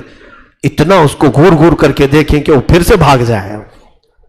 نہیں آنا چاہتا. عزیزان گرامی، یہ فکر بدل ڈالو. نفرت انسان سے نہیں، اس کی برائیوں سے کرو، اور جس وقت وہ برائیاں چلی جائیں وہ تمہارا اپنا بھائی ہے، اسے قریب لانے کی کوشش کرو، اسے محبتیں دو، اسے پیار دو. رسول کریم صلی اللہ تعالی علیہ وسلم کے پاس جتنے صحابہ آئے، انہوں نے جب برائیاں چھوڑی، حضور نے ان کے بچپن کی اور پرانی برائیاں یاد دلانے کے لیے بھی منع فرمایا. فرمایا کوئی اپنے زمانے جاہلیت کی خرابیوں کا ذکر تک نہ کرے کہ فلاں یہ کرتے تھے، فلاں یہ کرتے تھے. عزیزان گرامی، آج بھی ہم صحابہ کی سیرت میں یہ نہیں بیان کرتے تھے کہ کون کس نے عورتوں کو کیا کیا کیا، شراب کس نے کیا کیا بیچی اور کتنا پیا. مطلق برائیوں کا ذکر تو کرتے ہیں، لیکن صحابہ کی زندگی میں یہ چیزیں ہم ذکر بھی نہیں کرتے. کیوں؟ اسلام جب آ جاتا ہے، توبہ جب ہو جاتی ہے تو ماقبل کو سب ختم کر دیتی ہے. یہ حضرت عمر کی زندگی سے سیکھو. آج یہاں فکر بدلنے کی ضرورت ہے. بعض لوگوں کی سختیوں کی وجہ سے لوگ اندر نہیں آتے، بعض لوگوں کی سختیوں کی وجہ سے دائرہ اسلام میں لوگ نہیں آتے. یا فکر تبدیل کرو محبتوں کے ساتھ. ہاں دشمنی ہو تو ان برائیوں سے دشمنی ہو. لوگ مجھے بھی یہ تانا دیتے ہیں کہ ان کے پاس بہت سارے چرسی لوگ ہوتے ہیں، مفتی صاحب کے پاس، اور بہت سارے جواری لوگ ہی گھومتے رہتے ہیں ان کے ساتھ. میں نے کسی صاحب سے کہا بھی تھا کہ ہاں ڈاکٹر ہمیشہ مریضوں کے ساتھ ہی ہوتا ہے، اور مریض ڈاکٹر کے پاس نہ جائیں تو اچھے لوگ کاہے کے لیے آئیں گے؟ میرے عزیزوں، ہمارا مقصد صرف یہ ہے کہ ہو سکتا ہے وہ چند ساعتیں، چند لمحے ہمارے ساتھ بیٹھیں تو اللہ ان کے دل میں بھی اصلاح کی توفیق عطا کر دے، ہدایت مل جائے. باقی اگر ہم کو آپ یہ دیکھ رہے ہیں کہ میں بھی ان کی طرح بن گیا تو آپ ضرور ڈانٹیں کہ چرسیوں کے ساتھ یہ بھی چرسی ہو گیا، تو پھر آپ روکیں ضرور، آپ منع ضرور کریں کہ ان کے اخلاق تمہارے اندر آ رہے ہیں. اگر نہیں آ رہے میرے اندر اور میں کوشش کر رہا ہوں تو یہ سنت مصطفیٰ ہے، صحابہ کی سنت کریمہ ہے. عزیزان گرامی، حضرت عمر فاروق رضی اللہ تعالیٰ عنہ نے ایک معیار عطا کیا ہے، الحب فی اللہ والبغض فی اللہ. اللہ کے لیے محبت، اللہ کے لیے دشمنی. آج کبھی آپ نے یہاں پر محسوس کیا اس منبر سے کہ کسی کو ٹارگٹ کر کے ہم بیان کر رہے ہوں، کسی کا نام لے کر کے بیان کر رہے ہوں کہ محلے میں فلاں بن فلاں، فلاں کا بیٹا ایسا کرتا ہے؟ کبھی ہم کو یہ ضرورت نہیں ہوئی. ہم نے برائیوں کا ذکر کیا ہے، ہم نے بے حیائیوں کا ذکر کیا. ہم دشمن انہی برائیوں کے ہیں. بلکہ بعض صحابہ فرماتے ہیں جو برائیوں میں مبتلا ہو گئے ان سے اور زیادہ تم ہمدردی کا احساس کرو کہ وہ دوزخ میں جانے والے لوگ ہیں. کیا تم اپنے بھائی کو دوزخ میں گرتا ہوا دیکھنا پسند کرو گے؟ اگر تمہارے دل میں محبت ہے تو اس کے ساتھ ہمدردی کا اظہار کرو، اسے نکالنے میں ہر ممکن کوشش کرو، ہر ممکن کوشش کرو. یہی صوفیاء اکرام کا مذہب تھا، یہی اولیاء کاملین کا مذہب تھا. ارے میاں رسول کریم صلی اللہ علیہ وسلم کے پاس ایسے بھی لوگ آئے کہ حضور سے آ کر کے شرط رکھی، میں ایمان تو لاؤں گا لیکن 5 وقت کی نمازیں نہیں پڑھوں گا، پوری نہیں پڑھوں گا، 3 خالی پڑھوں گا. حضور نے وہ بھی منظور کر لیا، ٹھیک ہے آ تو جاؤ، 3 ہی پڑھ لینا، آ تو جاؤ. یہ بھی ہے، لیکن وہ آئے حضور پاک صلی اللہ علیہ وسلم کے پاس. یہ اختیار ہمیں نہیں ہے. آپ یہ مت سمجھنا کوئی ایک نماز پڑھنے کے لیے آ رہا ہے تو آپ بھی اس کو 4 معاف کر دیں گے. وہ حضور شارع اسلام تھے، بانی اسلام ہے. اختیارات مصطفیٰ تھے. حضور نے انہیں اجازت تو دی کہ آ تو جاؤ، تم 3 ہی ضرور پڑھنا، لیکن تاریخ میں موجود ہے وہ اسلام لائے اس شرط پر کہ 3 پڑھوں گا، لیکن 3 پڑھا کبھی نہیں، 5 ہی پڑھتے رہے. کیوں؟ اس لیے کہ جس وقت محبت رسول آ جاتی ہے دل میں، پھر ایک محبت کرنے والے کو ایک ایسے گوارا ہو کہ محبوب 5 پڑھ رہا ہو اور محب 3 کیسے پڑھے گا. ادائیں خود بخود منتقل ہو جاتی ہیں. اسی لیے عزیزان گرامی، سختی برائیوں کے ساتھ کریں اور ان لوگوں کو کسی بھی طرح سے مجال دیں، یعنی میدان دیں کہ لوگ اصلاح کی طرف آئیں، ہدایت کی طرف آئیں. عزیزان گرامی، وقال سیدنا عمر ابن خطاب رضی اللہ تعالیٰ عنہ کی یہ جو خاصیت ہے یہ مجھے سب سے عزیز لگتی ہے، بہت پیاری ہے، کہ دشمنان رسول کے ساتھ شدت کا برتاؤ، سختی کا برتاؤ. کفار و مشرکین کے ساتھ انہوں نے کوئی رو رعایت نہیں کی، حتیٰ کہ جنگوں میں بھی آپ نے ایسی معاملات کیے. اور آپ نے اظہار بھی اس کا کیسے کیا. دیکھیں آپ کی خلافت میں کتنی فتوحات ہوئی ہیں اس کا اندازہ بھی مشکل ہے. آپ کی 10 سالہ خلافت میں اتنی فتوحات ہوئی کہ اگر میں گنانے لگ جاؤں تو کم از کم 2 گھنٹے لگیں گے. ان کی صرف جنگوں کے نام گناؤں. قیصر و کسریٰ، یہ 2 بادشاہوں کی بہت چلتی تھی، یعنی اس زمانے کے امریکہ اور رشیا، اور ہر ایک پر اپنی دادا گیری چلاتے بھی تھے جیسے آج چلاتے ہیں. لیکن ان کی دادا گیری سیدنا عمر فاروق کے سامنے چل نہیں سکی. حضرت عمر فاروق رضی اللہ تعالیٰ عنہ نے فتوحات کا سلسلہ جب طویل کیا تو ان کو بھی پیغام بھیجا قیصر اور کسریٰ کو کہ اب تمہاری باری ہے، عمر کی فوج تمہارے ملک میں بھی آنے والی ہے. پہلے تو وہ لوگ کہتے تھے مذاق ہے یہ، کہاں مدینے کے چند لوگ کہاں قیصر و کسریٰ کی بات کرتے ہیں. دنیا بھر کا سونا اکٹھا کر کے وہ کرسیاں بنائے تھے. قیصر و کسریٰ کے دربار میں بیٹھنے والے وزیروں کی کرسیاں سونے کی بن جاتی تھیں. تو پھر کتنا مال جمع کیا تھا انہوں نے. جب آپ نے خط بھیجا تو انہوں نے مذاق سمجھا. پھر چند دنوں کے بعد آس پاس کے علاقے فتح ہونے لگے تو لگا کہیں بات میں دم تو ہے، قریب ہی پھٹک رہا ہے، عمر کی فنین ہوتا ہے.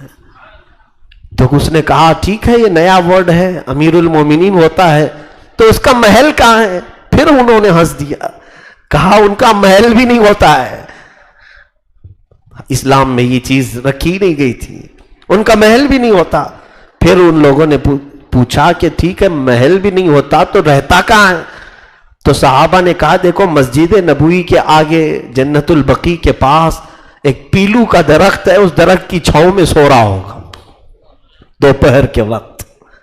یہ وقت کے امیر المومنین کا پتہ بتا رہے لوگ. تو وہ قیصر و کسریٰ کے قاصد آئے، ڈھونڈتے ہوئے دیکھا دوپہر کی گرمی میں درخت کے سائے میں کوئی نہیں ہے، تنہا ایک چادر بچھا کر حضرت عمر فاروق آرام کر رہے ہیں، قیلولے میں ہیں. تو کچھ لوگ وہاں جو کھڑے تھے اور کہا یہ ہے عمر جس کے خوف سے قیصر و کسریٰ وہاں بیٹھ کر کانپ رہے ہیں، وہ ڈر رہے ہیں، ہم کو دیکھنے کے لیے بھیجے، اتنا معمولی آدمی، کیوں نہ ہم اس کا قتل کر کے نکل جائیں. حضرت عمر بیدار ہوئے اور کہا جو تم دل میں سوچ رہے وہ اللہ کبھی ہونے نہیں دے گا. میرا رب میرا محافظ ہے. ان کے ہاتھوں سے تلواریں چھوٹ گئی. کہا یہ اور طاقت ہے، یہ کوئی اور طاقت ہے. اور اس کے بعد جا کر قیصر و کسریٰ کو انہوں نے بتایا بھی کہ ایسے ایسے وہ رہتا ہے. حضرت عمر نے کہا جاؤ تمہارے بادشاہوں کو یہ پیغام دو کہ عمر کو ڈر اس لیے نہیں ہے کہ ہم نے غریبوں کے خون پر کرسی نہیں بچھائی، اللہ اس کے رسول کی محبت نے ہم کو اس مقام پر پہنچایا ہے، اور تمہارے بادشاہوں نے ظلم و زیادتی سے اپنی کرسی بچھائی ہے. اور وہ ڈرتے ہی رہیں گے، آگے پیچھے 10 گاڑیاں لے کے چلیں گے ہی نا، کیونکہ ڈر ہے، خوف ہے. آج بھی دیکھیں کھلے عام نہیں آ سکیں گے، ساری سیکورٹی کے ساتھ ہی آنا پڑے گا، کیونکہ مار دیں گے. اتنی مندی جو کر کے رکھے ہو، لوگوں کو محتاج بنا کر کے رکھے ہو، لوگ غیظ و غضب میں آ جائیں گے. دامن پکڑ لیں گے. ڈر ہے حکما کو. عدل کرنے والا خوف کس بات کا کرے گا؟ ارے عدل کرنے والے کے لیے لوگ اپنی پلکیں بچھاتے ہیں, لوگ اس کے لیے دعائیں کیا کرتے ہیں, لوگ اس کے لیے عزت و آبرو کی دعائیں کرتے ہیں. دیکھو آپ نے ترکی میں ہوا بھی تھا, اس وقت کے زعیم اور لیڈر کو فوج نے بغاوت کی تو وہاں کی رعایا سڑکوں پر آ گئی اور راستوں پر سو گئے, اور فوج سے کہا اگر ہمارے لیڈر کے خلاف تم نے بغاوت کی ہے تو ٹینک پہلے ہمارے اوپر چلاؤ, بعد میں اس اسلام کے عظیم لیڈر پر. قوم آ جائے گی. کیوں؟ عدل و انصاف اگر ان کے ساتھ کرتے ہو. کیونکہ اللہ رب العزت نے تمہیں اگر بادشاہت دی ہے, حکومت دی ہے, تخت عطا کیا ہے, تو عدل و انصاف کا ہاتھ نہ چھوڑو. وہ حضرت عمر جیسی عدالت دنیا میں کوئی نظیر بھی نہیں لا سکتا اس. خیر قیصر اور کسریٰ کے پاس پہنچ بھی گئی حضرت عمر کی فوج, اور قیصر اور کسریٰ کو بھاگنے پر مجبور بھی کیا. سارے ملک فتح بھی ہوئے, ایران اسلام میں آیا, روم اسلام میں آیا. ایک بہت نکتے کی بات میں بتاتا ہوں, ایران میں آج سب سے زیادہ شیعہ ہے, بلکہ ان کا جو نیشنل ریلیجن ہے وہ بھی شیعہ ہے. اسلام تو بتاتے ہیں لیکن شیعہ ہیں, اور وہاں کے شیعہ علماء جو سب سے زیادہ اگر دشمنی کرتے ہیں تو حضرت ابوبکر اور حضرت عمر سے. ان بے وقوفوں کو یہ معلوم ہونا چاہیے کہ ایران اسلام میں آیا بھی ہے تو عمر کی بدولت آیا ہے, اور اسی عمر کو کوستے ہیں لوگ. حضرت عمر فاروق رضی اللہ تعالیٰ عنہ نے فتح کیا ہے, آپ کی فوجوں نے فتح کیا. اب دیکھیں جو بات میں بتانا چاہ رہا ہوں, خوف اور ڈر دل سے نکالو اور لوگوں کی ہیبت بھی نکالو. جو صحابہ قیصر و کسریٰ کے محلات فتح کر کے آئے تھے تو قیصر بادشاہ کے محل میں جو چیزیں قیمتی قیمتی تھیں وہ سب لے لیا, مال غنیمت ہے نا.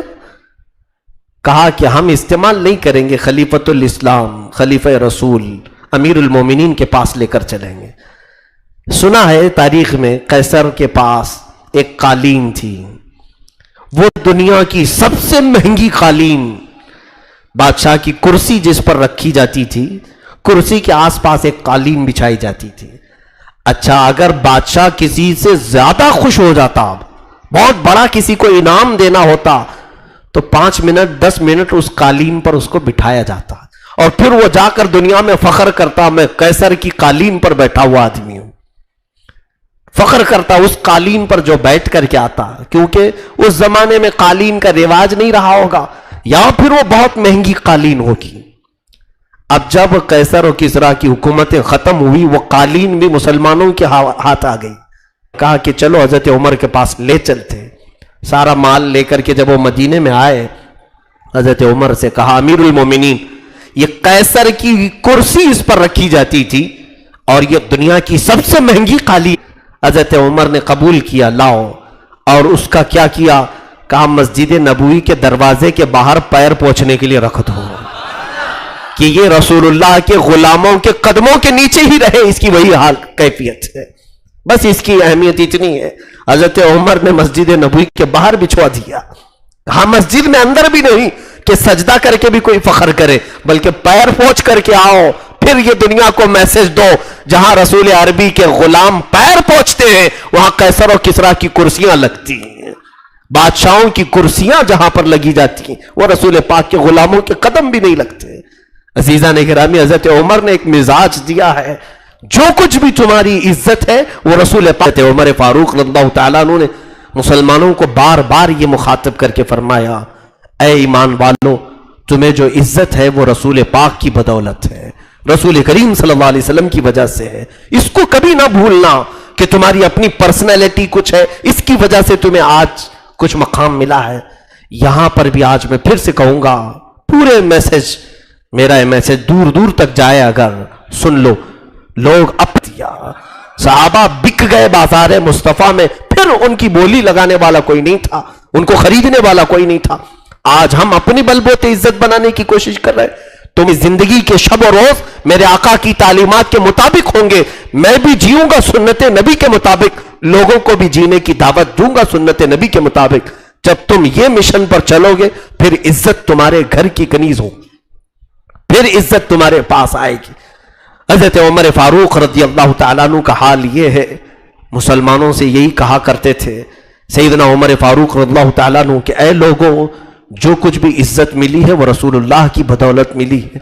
जब आप खलीफा बने हजरत अबू बकर सिद्दीक के बाद, आपको लोगों ने खड़ा किया मिंबर पर, तो सबसे पहला जो खुतबा आपने दिया वो यही कहा कि ऐ लोगों, उमर के पास अपना कुछ नहीं है, मुझसे पहले जो गुजर चुके रसूल पाक सल्लल्लाहु अलैहि वसल्लम और हजरत अबू बकर, उन्हीं का सारा तरीका है। मैं कसम खाकर कहता हूं, जिस चीज का भी तुम्हें मैं हुक्म दूंगा, इन्हीं दो लोगों के अहकाम में से हुक्म दूंगा। ये नहीं कि मैं अपना एक सिस्टम चलाऊंगा, मैं एक अपनी रियाया चलाऊंगा। हजरत उमर फारूक रज़ियल्लाहु ताला अन्हु मिंबर रसूल पर खड़े हैं। इमाम हुसैन रज़ियल्लाहु ताला अन्हु छोटी उम्र में थे, आए मस्जिद नबवी में, अंदर दाखिल हुए। हजरत उमर फारूक खुतबा दे रहे थे। बुलंद आवाज से इमाम हुसैन ने कहा, ऐ उमर, मेरे नाना के मिंबर से उतर जाओ, ये मेरे बाप का मिंबर है। हुजूर को वो अब्बा कहते थे, हुजूर ने भी उनको बेटा कहा है, क्योंकि हुजूर की औलाद भी हसनैन करीमैन से ही चली है। कहा ये मेरे बाप का मिंबर है। हजरत उमर बीच खुतबे में उतर आए। ये नहीं कि जुम्मा का खुतबा कंप्लीट कर लूं, खुतबा छोड़ दिया और नीचे आ गए। इमाम हुसैन की उम्र उस वक्त 9 साल की थी या 8 साल की थी, जितनी भी रही हो। आप नीचे आए, हजरत उमर फारूक रज़ियल्लाहु ताला अन्हु नीचे घुटनों के बल बैठ गए। इमाम हुसैन के दोनों कंधों को पकड़ा और कहा, सच कहा शहजादे आपने, ये मिंबर तुम्हारे बाप का है, तुम्हारे नाना का है। हजरत हुसैन ने कहा कि उतरो मेरे बाप के मिंबर से और अपने बाप के मिंबर पर जाओ। हजरत उमर ने कहा, मेरे बाप का कोई मिंबर नहीं, हमें जो मिंबर मिला है वो तुम्हारे नाना की वजह से मिला है, वो तुम्हारे घर से मिला है, हमारा अपना कोई मिंबर नहीं। तब इमाम हुसैन ने कहा, अच्छा तुम्हारा कोई मिंबर नहीं, मेरे बाप की मिंबर से बोलना है, फिर बोलो। हजरत उमर फिर खड़े हो गए। ये बताना था लोगों को कि ऐ लोगों, इज्जत जो कुछ भी है वो रसूल के घर से है, यहां से रिश्ते मजबूत रखो, यहां से अपनी इज्जतें तुम्हारी कायनात में छा जाएंगी, और इस घर को छोड़ करके तुम्हारी कोई इज्जत नहीं है। आज जो लोग सोच रहे हैं कि मैं नाम छुपा दूं, आइडेंटिटी छुपा दूं, शनाख्त छुपा दूं, ताकि लोग मेरी इज्जत करने लग जाएं, और मारे जाओगे और खत्म किए जाओगे। हुजूर पाक सल्लल्लाहु ताला अलैहि वसल्लम की निस्बत से ही हजरत उमर के पूरे आमाल थे। देखें आप, बैतुल मुक़द्दस जब फतह हुआ तब क्या हालात थे। सैयदना उमर इब्न खत्ताब रज़ियल्लाहु ताला अन्हु को अबू उबैदा बिन जर्राह रज़ियल्लाहु ताला अन्हु खबर देते हैं कि आप तशरीफ लाए बैतुल मुक़द्दस में, आपके जरिए से नमाज शुरू होगी। हजरत उमर चल पड़े अपने गुलाम को लेकर के, और वो भी क्या शान है अमीरुल मोमिनीन की, अदल, मसावात, इंसाफ में ऐसा कोई करके दिखाए हमें। हजरत उमर के साथ एक सवारी है, एक घोड़ा या एक खच्चर। अपने गुलाम से कहते हैं, सफर लंबा है, तुम साथ में रहोगे ये जरूरी भी है, लेकिन हम दोनों आपस में एक बात तय कर लेते हैं, 1 मील मैं बैठूंगा, 1 मील तुम बैठोगे। गुलाम के साथ कोई ऐसा मामला करता है? सैयदना उमर फारूक ने यह करके दिखाया। और 1 मील आप घोड़े पर सवार होते, उनका गुलाम रस्सी पकड़ करके चलता, 1 मील होते ही आप उतर जाते और गुलाम से कहते, अब तू बैठ, मैं रस्सी पकड़ के चलता हूं। क्योंकि खुदा का खौफ भी इतना दिल में था। इत्तेफाक देखें, जब फिलिस्तीन पहुंचे इलाके बैतुल मुक़द्दस के पास, तो लोगों को खबर हो गई थी, वहां के ईसाई सारे लोग बाहर आ गए थे अमीरुल मोमिनीन को देखने के लिए। लोग बहुत सारे उस वक्त शहर में नाम तो सुने थे अमीरुल मोमिनीन का, देखा नहीं था, सब बाहर आए। इत्तेफाक ऐसा कि उस वक्त घोड़े पर सवार होने की बारी गुलाम की थी। गुलाम बैठा हुआ था और आप रस्सी पकड़ के चल रहे थे। तो लोग जैसे ही आए, सबों ने अमीरुल मोमिनीन को पुकारा, कहा उमर जाहिर हो गए, और आपकी तारीफ में लोग बोलने लगे और उसी गुलाम की तरफ बढ़ने लगे। सारे लोग, देखा नहीं था। पीछे से एक सहाबी ने, हजरत गालिबन अबू उबैदा ने पुकार करके कहा, है लोगों, वो अमीरुल मोमिनीन नहीं जो घोड़े पर बैठा है, अमीरुल मोमिनीन तो रस्सी पकड़ करके आ रहा है। لوگوں نے کہا کیا امیر المومنین غلام کی رسی پکڑ کے بھی آتے ہیں؟ کہا یہ ایمان والوں کا امیر ہے، اس نے عدل سے پوری دنیا کو بھر دیا ہے۔ حضرت عمر فاروق رضی اللہ تعالیٰ عنہ کو اس وقت جب یہ پکارا گیا امیر المومنین آپ کی عزت بلند ہو، آپ کی عزت بلند ہو، جیسے نعرے لگتے ہیں، آپ رونے لگ گئے، سارے لوگوں کو جمع کیا اور ایک اونچے ٹیلے پر کھڑے ہو گئے، کہا اے لوگوں آؤ میں اپنی حقیقت تمہیں آج بتا دیتا ہوں، مجھے آج تم لوگ اس حالت میں دیکھ رہے ہو، آؤ میں آج تمہیں اپنی حقیقت بتا دیتا ہوں۔ یہ اس وقت کی بات ہے جب عمر فاروق کی حکومت جانتے 36 لاکھ مربع کلومیٹر پر تھی، 36 لاکھ اسکوائر کلومیٹر پر تنہا مالک تھے آپ کا رعب و دبدبہ چلتا تھا، آپ کے احکام نافذ ہوتے تھے۔ 36 لاکھ اسکوائر کلومیٹر معمولی بات نہیں، کئی ملک اس کے اندر آتے تھے عرب کے۔ اس وقت حضرت امیر المومنین عمر ابن خطاب رو رہے ہیں اور لوگوں کو جمع کر کے کہتے ہیں سنو میری تاریخ، تم سننا چاہتے ہو میں بتاتا ہوں اپنے آپ کو۔ کہا کہ سنو میں وہی عمر ہوں خطاب کا بیٹا، میں وہی عمر ہوں خطاب کا بیٹا جس کو بچپن میں میرا باپ بکریاں چرانے کے لیے بھیجتا تھا اور میں 2 بکریاں صحیح سنبھال نہیں پاتا، اونٹ کہا بکریاں کہا کبھی ایک بکری ادھر چلی جاتی تھی، کبھی ایک بکری ادھر چلی جاتی تھی۔ بکریوں کو ہم نے بھی دیکھا ہے جلدی ہاتھ میں آتی نہیں، قربانی کے موقع پر بھاگ جاتے ہیں۔ حضرت عمر کہتے ہیں مجھ سے بکریاں نہیں سنبھلی جاتی تو میرے باپ خطاب مجھے اتنا مارتے تھے، کہا کہ میں نے دنیا میں میرے باپ سے زیادہ سخت دل آدمی کسی کو دیکھا ہی نہیں۔ خطاب بہت سخت دل، وہ لکڑیوں سے مارتے، ہر چیز سے مجھے مارتے تھے۔ خطاب حضرت عمر کو مارتے تھے، باپ بیٹے کو کیوں؟ بکریاں نہیں سنبھال پاتا، 2 بکریوں کو صحیح لائن میں نہیں لگا پاتا۔ حضرت عمر رونے لگے، اے لوگوں آج لاکھوں مسلمانوں کو عمر تنہا ہانک رہا ہے، یہ رسول اللہ کی برکت ہے۔ لاکھوں لوگوں کو تنہا وہ ہانک رہے ہیں، ایک راستے پر سب کو لے کر کے آئے ہیں۔ جانتے ایسے ہانک رہے تھے، ایسے ہانک رہے تھے، یہ ایسے نہیں کہ دلی میں بادشاہ بیٹھا ہوا ہے اور یہاں سب کچھ چل رہا ہے، کیونکہ بادشاہ کو کہاں خبر ہوتی ہے کیا ہو رہا ہے؟ نہیں، عمر فاروق کی عدالت ایسی نہیں تھی۔ بہت دور دراز علاقے میں ایک بار حضرت عمر سفر پر ہیں، گشت کر رہے ہیں، ایک گھر سے اندر سے آواز آ رہی ہے، ماں بیٹی 2 لوگ ہیں، ان کے گھر میں بکریاں ہوں گی، دودھ نچوڑا اور برتن میں رکھا۔ ماں کہتی ہے بیٹی سے کہ بیٹا تھوڑا سا پانی ملا دے، دودھ زیادہ ہو جائے گا اور بیچیں گے تو پیسہ آ جائے گا۔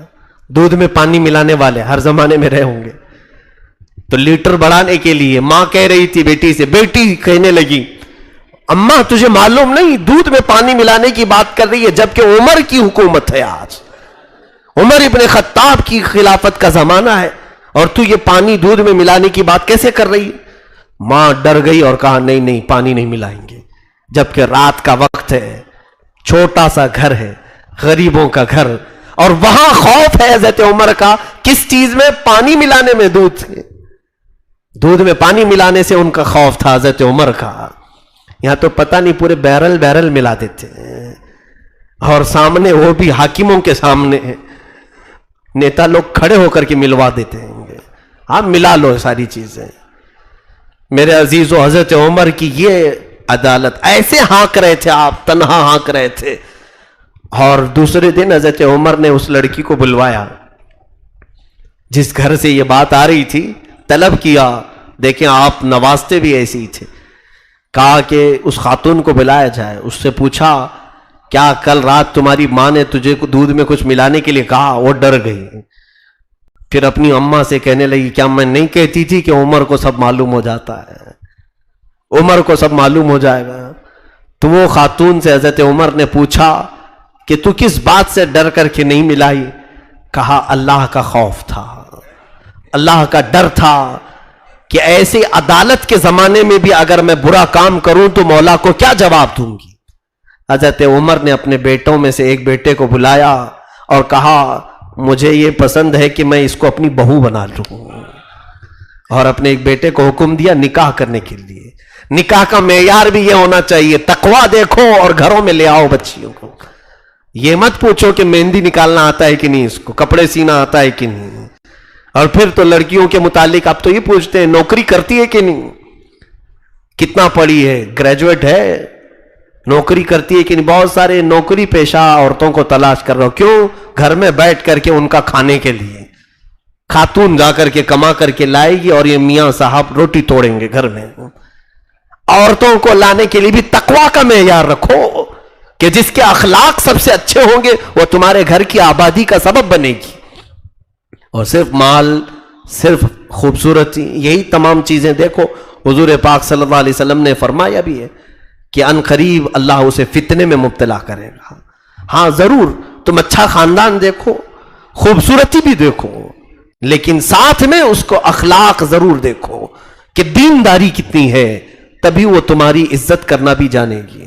بہرحال یہ الگ مسئلہ ہے. حضرت عمر فاروق رضی اللہ تعالیٰ عنہ کی اس بات پر میں عرض کر رہا ہوں کہ وہ تنہا ایسے ہانکتے تھے کہ گھروں کے اندر موجود لوگ بھی ایک راستے پر چل رہے تھے. اور وہ حضرت عمر نے کیا کہا کہ اے لوگوں, میں خطاب کا وہی بیٹا ہوں جو 2 بکریاں ایک لائن میں نہیں لگا سکتا تھا, آج لاکھوں مسلمانوں کو ایک راستے پر لا کر کھڑا کیا ہوں. یہ برکت ہے رسول اللہ کی, یہ میرے آقا صلی اللہ علیہ وسلم سے وابستہ ہونے کی. رسول کریم صلی اللہ تعالیٰ علیہ وسلم سے جب وابستہ ہو گئے تو اللہ تعالیٰ نے ان کی قوت اور ان کی عزت, ان کی جاہ و حشمت کو بھی بڑھایا. اور اللہ نے ان کی زندگی کے ایسے نقوش اب بھی رکھے ہیں کہ عمر کا زمانہ ختم ہو کر کے 14 صدیاں ہو رہی ہیں, لیکن نام آج بھی ختم نہیں ہوا. یہ تو ہم واقعات بیان کر رہے ہیں نا. اگر میں سیاست کے معاملات پر گفتگو کروں, پوری دنیا کو سیاست کا مزاج حضرت عمر نے دیا ہے, پارلیمنٹ بنایا ہے. سب سے پہلے راستے بنانے کا کام حضرت عمر نے کیا ہے.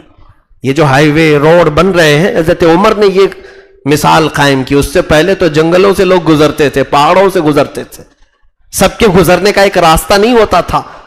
لوگ چاند دیکھ کر کے چلتے تھے, ستارے دیکھ کر چلتے تھے, کہ جس کو جیسا سمجھ میں آیا وہ راستہ لے لیتا تھا. حضرت عمر نے باضابطہ روڈ بنائے اور پھر لے آؤٹ بنانے کا سسٹم.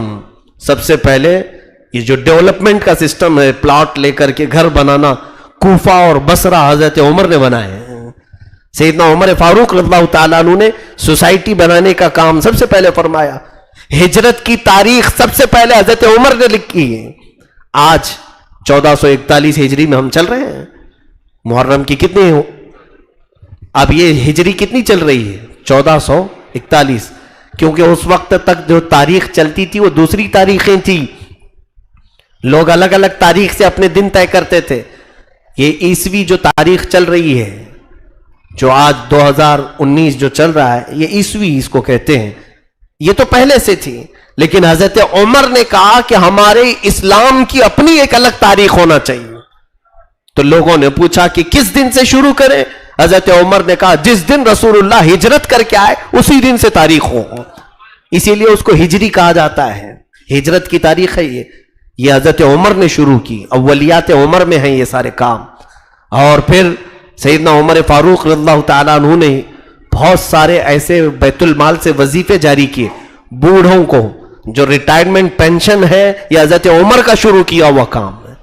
پہلے یہ سب سسٹم ہی نہیں تھا. بوڑھا ہو گیا چھوڑ دو, بچے پالیں گے تو پالیں گے, نہیں تو ابھر جائے گا ویسی. حضرت عمر نے کہا جو بندہ 60 سال 65 سال 70 سال تک جب تک طاقت ہے کام کیا ہے, اب اسے آوارہ چھوڑ نہیں دیا جائے گا, بیت المال سے اس کا وظیفہ جاری کیا جائے گا. بوڑھوں کو پینشن حضرت عمر نے جاری کیا. اور پھر میں بھی چند دن پہلے سن رہا تھا, پارلیمنٹ میں کوئی صاحب بہت چلا رہے تھے اور کہہ رہے تھے کہ ہماری حکومت نے وہ پریگننٹ عورت کو, حاملہ عورتوں کے لیے کچھ پینشن جاری کیا ہے, کچھ تو پیسے یہ دے رہے ہیں. اور اس کو اتنا لمبا چوڑا بیان کر رہے تھے. تمہیں معلوم نہیں 1400 سال پہلے حضرت عمر نے ہر حاملہ عورت کے لیے وظیفہ جاری رکھا تھا. ہر عورت کے لیے آپ نے وظیفہ رکھا تھا, کہ اس لیے کہ وہ خوشی کے ساتھ جیے تو اچھا بچہ دنیا میں آئے گا, کہ اس کو کھانے پینے کی کمی, یا فکروں کی کمی یا فکریں لاحق نہ ہوں. یہ حضرت عمر کی اولیات میں سے ہیں. ان کے علاوہ کئی مساجد میں آپ نے لوگوں کو پڑھانے کے لیے مقرر کیا. گورنر بنانے کا کام حضرت عمر نے شروع کیا کہ ہر شہر کا ایک گورنر ہونا چاہیے. یہ جو آج گورنر بنائے جاتے ہیں حضرت عمر کے شروعات میں سے ہے. اور اس کے علاوہ حضرت عمر فاروق رضی اللہ تعالیٰ عنہ نے سب سے پہلے اسلامی سکہ جاری کیا. ہماری اپنی کرنسی تھی. ایسا نہیں کہ ہم دوسروں کے پیسوں پر جی رہے تھے, کیونکہ اسلام کو ایک پوری کا پورا ایک نظام بنا کر کے حضرت عمر نے پیش کیا. جب ہماری اپنی سلطنت ہے, اپنی ایک شان ہے, تو حضرت عمر نے اپنا سکہ جاری کیا, اسلامی سکہ. اور وہ سونے کا سکہ ہوتا تھا, چاندی کا سکہ ہوتا تھا, درہم و دینار. اور اس پر جو آپ نے نقش ثبت کیا تھا, تو بعض روایات میں ہے کہ حضور پاک صلی اللہ علیہ وسلم کا نام مبارک آپ نے لکھا تھا, اور یہ سکے چلا ہے. میرے عزیزوں, یہاں سکوں کی بات آئی ہے تو میں کہتا ہوں کہ اسلام نے کرنسی کا جو معیار دیا ہے وہ ویلیوبل کرنسی تھی, یعنی سونے کے سکے اور چاندی کے سکے. اور دنیا نے آج تمہارے سے سب چھین لیا, کاغذ کے نوٹ پکڑا دیے, لال پیلے ہرے نیلے نوٹ آ گئے. ان کی اپنی کیا ویلیو ہے؟ جس دن رات کے 9 بجے صاحب کہہ دیں بند ہو گئی تو یہ نوٹ کچرے کے باؤ میں بھی نہیں جائے گی. آپ بدل لو جلدی سے, نہیں تو یہ کچرا ہو جائے گی. اس کی اپنی ویلیو نہیں. لیکن اسلام کا مزاج یہ ہے کہ جو کرنسی دی گئی تھی وہ سونے کے تھے اور چاندی کے تھے. اگر کوئی بادشاہ بدل بھی جاتا, سکہ میلٹ کرو, وہ سونے کی اپنی اصلی قیمت پر آ جائے گا. چاندی کو میلٹ کرو, اب چاندی کی اپنی قیمت ہے کہ نہیں ہے. اس لیے اسلام کے نزدیک مال جو ہے وہ سونا اور چاندی ہے. آج ہم نوٹوں میں جی رہے ہیں, اور یاد رکھنا اب عنقریب قحط سالی کا دور آنے والا ہے. پیشین گوئیاں بزرگوں نے بھی کی ہیں, اور حدیث پاک کے مطابق بھی ہم اس زمانے کے قریب آ رہے ہیں جب ہم سب کا مال غصب کر لیا جائے گا. یہ آپ کو بات یاد آئے گی. اسی لیے آپ اپنے بہت سارے مال جھوٹی بینکوں میں نہ رکھیں جو دلاسا دلانے کے لیے ہے. ان لوگوں کو ایسا لگے گا کہ ہم حکومت کی طرف سے فورس کر رہے ہیں کہ بینک میں جمع کرو, اور یہ کہہ رہے ہیں بینک میں نہ رکھو.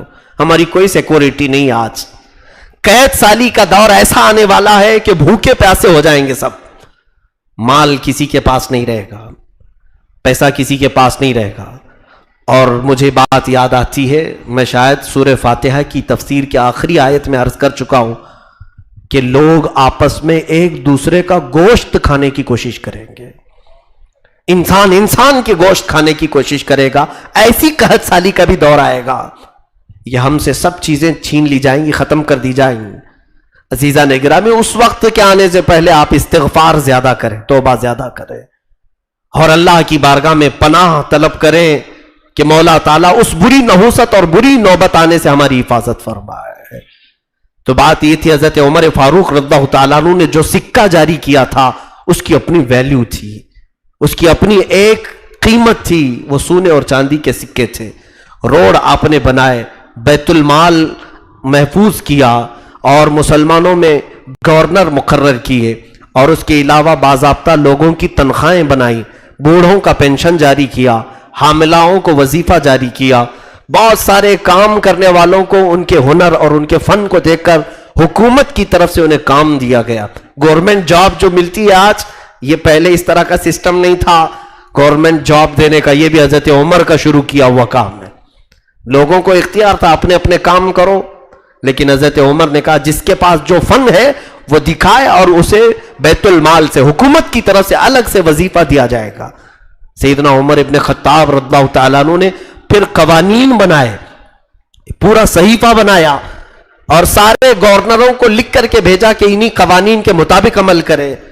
اور وہ قوانین آج پوری دنیا کے پارلیمنٹوں میں کہیں پر بھی آپ جائیں, کسی بھی ملک میں, میں ڈھونڈ کر کے نکال کے دکھاؤں گا کہ فلاں فلاں فلاں ایکٹ جو ہے یہ حضرت عمر کے بنائے ہوئے ہیں, حضرت عمر ابن خطاب رضی اللہ تعالیٰ عنہ کے دیے ہوئے ہیں. پوری دنیا کی بات کر رہا ہوں, چاہے وہ امریکہ ہو, یورپ ہو, رشیا ہو, انگلینڈ ہو, ان کے پاس بھی جو قوانین آج موجود ہیں ان کی کئی شقیں ہم بتائیں گے کہ جس طرح سے دفع یا قلم جو قوانین بنے ہیں، ایکٹ بنے ہیں، یہ حضرت عمر کی بہت ساری تعلیمات سے اخذ کیے ہوئے ہیں۔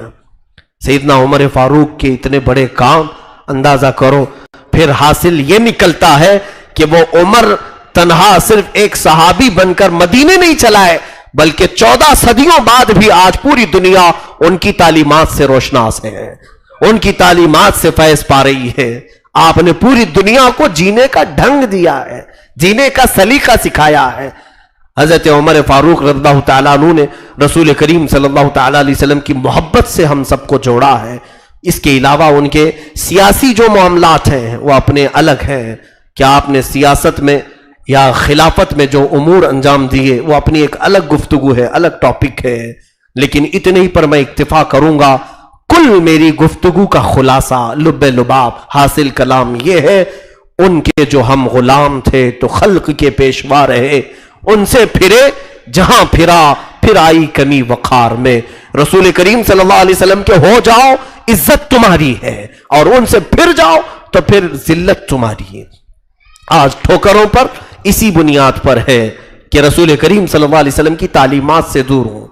آپ حضرت عمر فاروق رضی اللہ تعالیٰ عنہ کے رعب و دبدبے کو سنتے ہیں، اتنی بات نہیں، یہ دنیا کی بات ہوئی، یہ دنیا کی بات ہوئی۔ قیصر و کسریٰ کانپ رہے ہیں، مکہ والے کانپ رہے ہیں، مدینے والے ڈر رہے ہیں، منافقین خوف کھا رہے ہیں، شیطان ڈر رہا ہے، یہ سب واقعات سنے۔ ایک اور آخری بات میں سنا کر کے جاتا ہوں۔ رسول کریم صلی اللہ علیہ وسلم مجلس پاک میں بیٹھے ہیں اور منکر نکیر کا ذکر چل رہا تھا، قبر میں آنے والے فرشتوں کا ذکر چل رہا تھا۔ حضور فرماتے ہیں کہ تمہارے پاس آئیں گے کہ عینانی ازرقانی، حضور نے فرمایا دو نیلی آنکھوں والے، اور ایک حدیث میں اسودانی، بہت کالی کالی آنکھ، کالے کالے چہرے والے۔ وہ فرشتوں کی صفات حضور بیان کر رہے تھے۔ قبر میں جیسے ہی تم دفن کر کے اپنے مردے کو آؤ گے، دو فرشتے آئیں گے، سخت سیاہ کالا چہرہ اور نہایت ہی نیلی آنکھیں ہوں گی، دانتوں سے وہ زمین پھاڑ کر کے آئیں گے، تم سے سخت ترین سوالات کریں گے۔ تم دنیا کو سب ختم کر کے جا چکے ہوگے، میموری پاور ختم ہو چکا ہوگا، کچھ یاد نہیں ہوگا، لیکن اس وقت وہ سوالات کریں گے، تمہارا رب کون ہے، تمہارا دین کیا ہے، تم حضور کے بارے میں کیا کہتے تھے۔ یہ سوالات سب کو معلوم ہے نا، لیکن پھر بھی ڈر ہے، سب کو معلوم ہے۔ ایسا امتحان ہے دنیا کا جس کے جوابات پہلے بتا دیے گئے ہیں، پھر بھی اس امتحان سے ڈر ہے۔ حضرت عمر اس مجلس میں بیٹھے تھے، سارے صحابہ کپ کپی میں تھے، خوف سے ڈر رہے تھے کہ قبر کا کیا ہوگا۔ رسول کریم صلی اللہ تعالیٰ علیہ وسلم نے حضرت عمر سے کہا کہ اے عمر، کیا تم نے سنا میں نے جو کہا؟ قبر میں دو فرشتے آئیں گے، کالے چہرے والے، نیلی آنکھوں والے، منکر اور نکیر، کیا جواب دو گے؟ حضرت عمر نے ایک سوال کیا، یا رسول اللہ صلی اللہ علیہ وسلم، میں آپ سے ایک چیز پوچھتا ہوں، آج جو میں آپ سے محبت کر رہا ہوں، کیا یہ میری محبت قبر میں بھی باقی رہے گی؟ حضور نے کہا ہاں عمر، مجھ سے جو محبت کرتا ہے اس کی محبت حشر تک باقی رہے گی۔ تو حضرت عمر نے کہا تب تو چھوڑ دیں یا رسول اللہ، ان کا معاملہ میں نپٹ لوں گا، اگر یہ محبت باقی رہے گی قبر میں بھی تو میں نپٹ لوں گا ان سے۔ بات آئی گئی، ختم ہوئی۔ حضرت عمر فاروق رضی اللہ تعالیٰ عنہ کا جب وصال ہوا، آپ کا انتقال ہوا، آپ کے بیٹے عبداللہ ابن عمر یہ فرماتے ہیں اس روایت کو، کئی دنوں کے بعد میں نے اپنے ابا کو خواب میں دیکھا۔ حضرت عمر کو انہوں نے خواب میں دیکھا، کہا کہ کیسا معاملہ ہوا آپ کے ساتھ؟ کہا اللہ نے بڑی عزت بخشی ہے، رسول کے قدموں میں جو سویا ہوں۔ کہا آپ نے کہا تھا کہ میں منکر نکیر کو دیکھ لوں گا، کیا وہ فرشتے آئے تھے قبر میں؟ آپ سے کچھ پوچھا انہوں نے؟ کہا ہاں بیٹا، مجھے دفن کر کے جب تم چلے گئے تو یہ دونوں فرشتے آئے، نیلی آنکھوں والے، کالے چہرے والے، مجھے اٹھایا، حضرت عمر کو اٹھایا، انہوں نے پوچھا بتا من ربو کا، تمہارا رب کون ہے؟ تو بیٹا میں نے ان سے کہا میں بعد میں بتاؤں گا، تم بتاؤ تمہارا رب کون ہے؟ حضرت عمر نے کہا میں نے ان سے خود پوچھا کہ تمہارا رب کون ہے؟ وہ روایت کے الفاظ ہیں، کہتے فَنَظَرَ إِلَى كُلٍّ مِّنْهُمَا، کہ وہ دونوں آپس میں ایک دوسرے کو دیکھنے لگے، وہ آپس میں فرشتے دیکھنے لگے کس کے پاس ہم آئے؟ پوری دنیا کو ہم نے سوال کیا اور یہ ہم سے پوچھ رہا ہے۔ تو ان میں سے ایک فرشتے نے کہا دوسرے سے کہ اس کو چھوڑ دو، یہ رسول اللہ کا ساتھی ہے، اس کو چھوڑ دو، یہ رسول اللہ کی محبت میں دنیا سے آیا ہے۔ تو فرشتوں نے کہا آپ سو جائیں، ہم دوسری ڈیوٹی پر جاتے ہیں۔ یہ روایت ہے، اللہ رب العزت نے حضرت عمر کو وہ مقام دیا تھا، دنیا میں جب تھے تب بھی اسی شان کے ساتھ تھے اور قبر میں بھی اسی شان کے ساتھ تھے، حتیٰ کہ 60 ہجری حضور کی وفات کے 50 سال کے بعد مدینے میں سیلاب آیا تھا، پانی بہت بھر گیا تھا، تو حضور صلی اللہ علیہ وسلم کے اس حجرے میں بھی پانی آیا جس میں یہ تینوں حضرات دفن ہیں۔ حضور کے حجرے میں پہلے حضور دفن ہوئے، پھر حضرت ابو بکر، پھر حضرت عمر، 3 لوگ دفن ہیں اس حجرے میں۔ اس حجرے میں بھی پانی آیا تو قبریں کھل گئی تھی، اس میں سے ایک قبر کھل گئی، پیر ظاہر ہو گیا، مدینے والے سب جمع ہو گئے۔ 60 ہجری کی بات ہے کہ رسول اللہ صلی اللہ علیہ وسلم کا پیر ظاہر ہو گیا، پیر ظاہر ہو گیا۔ وہ لوگ یہ روایت سنیں جو کہتے ہیں رسول مر کر مٹی میں مل گئے، معاذ اللہ رب العالمین۔ ظالموں، نادانوں، کون سا عقیدہ رکھتے ہو؟ مدینے والوں کا عقیدہ تو دیکھو، سب جمع ہو گئے، حضور کا قدم ظاہر ہو گئے دیکھنے کے لیے۔ اس میں ایک تابعی تھے عروہ بن زبیر رضی اللہ تعالیٰ عنہ، وہ آئے، کہا ہٹو ہم بھی تو زیارت کریں۔ جب وہ قدم ظاہر تھا دیکھا، کہا واللہ ان ھذا لقدم عمر ما قدم رسول اللہ صلی اللہ علیہ وسلم، قسم خدا کی یہ رسول اللہ کا قدم نہیں ہے، میں جانتا ہوں یہ عمر بن خطاب کا قدم ہے، یہ حضور کا قدم ظاہر نہیں ہوا لوگوں، یہ عمر بن خطاب کا قدم ہے۔ اللہ اکبر، ان کے غلاموں کا قدم کا حال یہ ہے، آقا کا حال کیا ہوگا؟ رسول کریم صلی اللہ علیہ وسلم اپنی قبر اطہر میں ضرور زندہ ہیں، جو عقیدہ ہمارے امام نے ہمیں دیا، تو زندہ ہے واللہ، تو زندہ ہے واللہ، میری چشم عالم سے چھپ جانے والے رسول کریم صلی اللہ تعالی علیہ وسلم کے یہ غلام 60 ہجری میں قبر کھلتی ہے تو پیر ویسے کا ویسا ظاہر تھا۔ تو کہنا یہی ہے کہ وہ عمر رضی اللہ تعالیٰ عنہ جیے تو بڑی شان سے جیا، اور پھر جب وفات پائی اسی شان کے ساتھ۔ اور ہمارا آج بھی عقیدہ یہ ہے کہ اللہ تعالیٰ آج بھی ان کو قبر میں اسی طرح زندہ رکھا ہے، اس لیے کہ جنہوں نے نبی کے دین کو زندہ کرنے کے لیے کوششیں کی، مولا ان کو قبر میں زندہ رکھتا ہے۔ آج تم بھی اٹھو اگر مصطفیٰ کے دین کے حمایت کے لیے، یقیناً تمہاری قبروں میں بھی مولا تمہیں زندہ رکھے گا، محفلوں میں تمہارے نام زندہ رہیں گے، ابدالآباد تک، قیامت آنے تک تمہارے ناموں کا چرچا ہوتا رہے گا۔ عزیزان گرامی، یہ جو کچھ بھی کہا تھا بارگاہ عمر میں، بارگاہ فاروق میں، چھوٹا سا ایک نذرانہ تھا، ایک چھوٹا سا تحفہ تھا۔ مولا ان کی عزت اور ان کے مقام کو بہت بلند کیا ہے۔ رب قدیر اس عمر ابن خطاب کا صدقہ ہم سب کو عطا فرمائے۔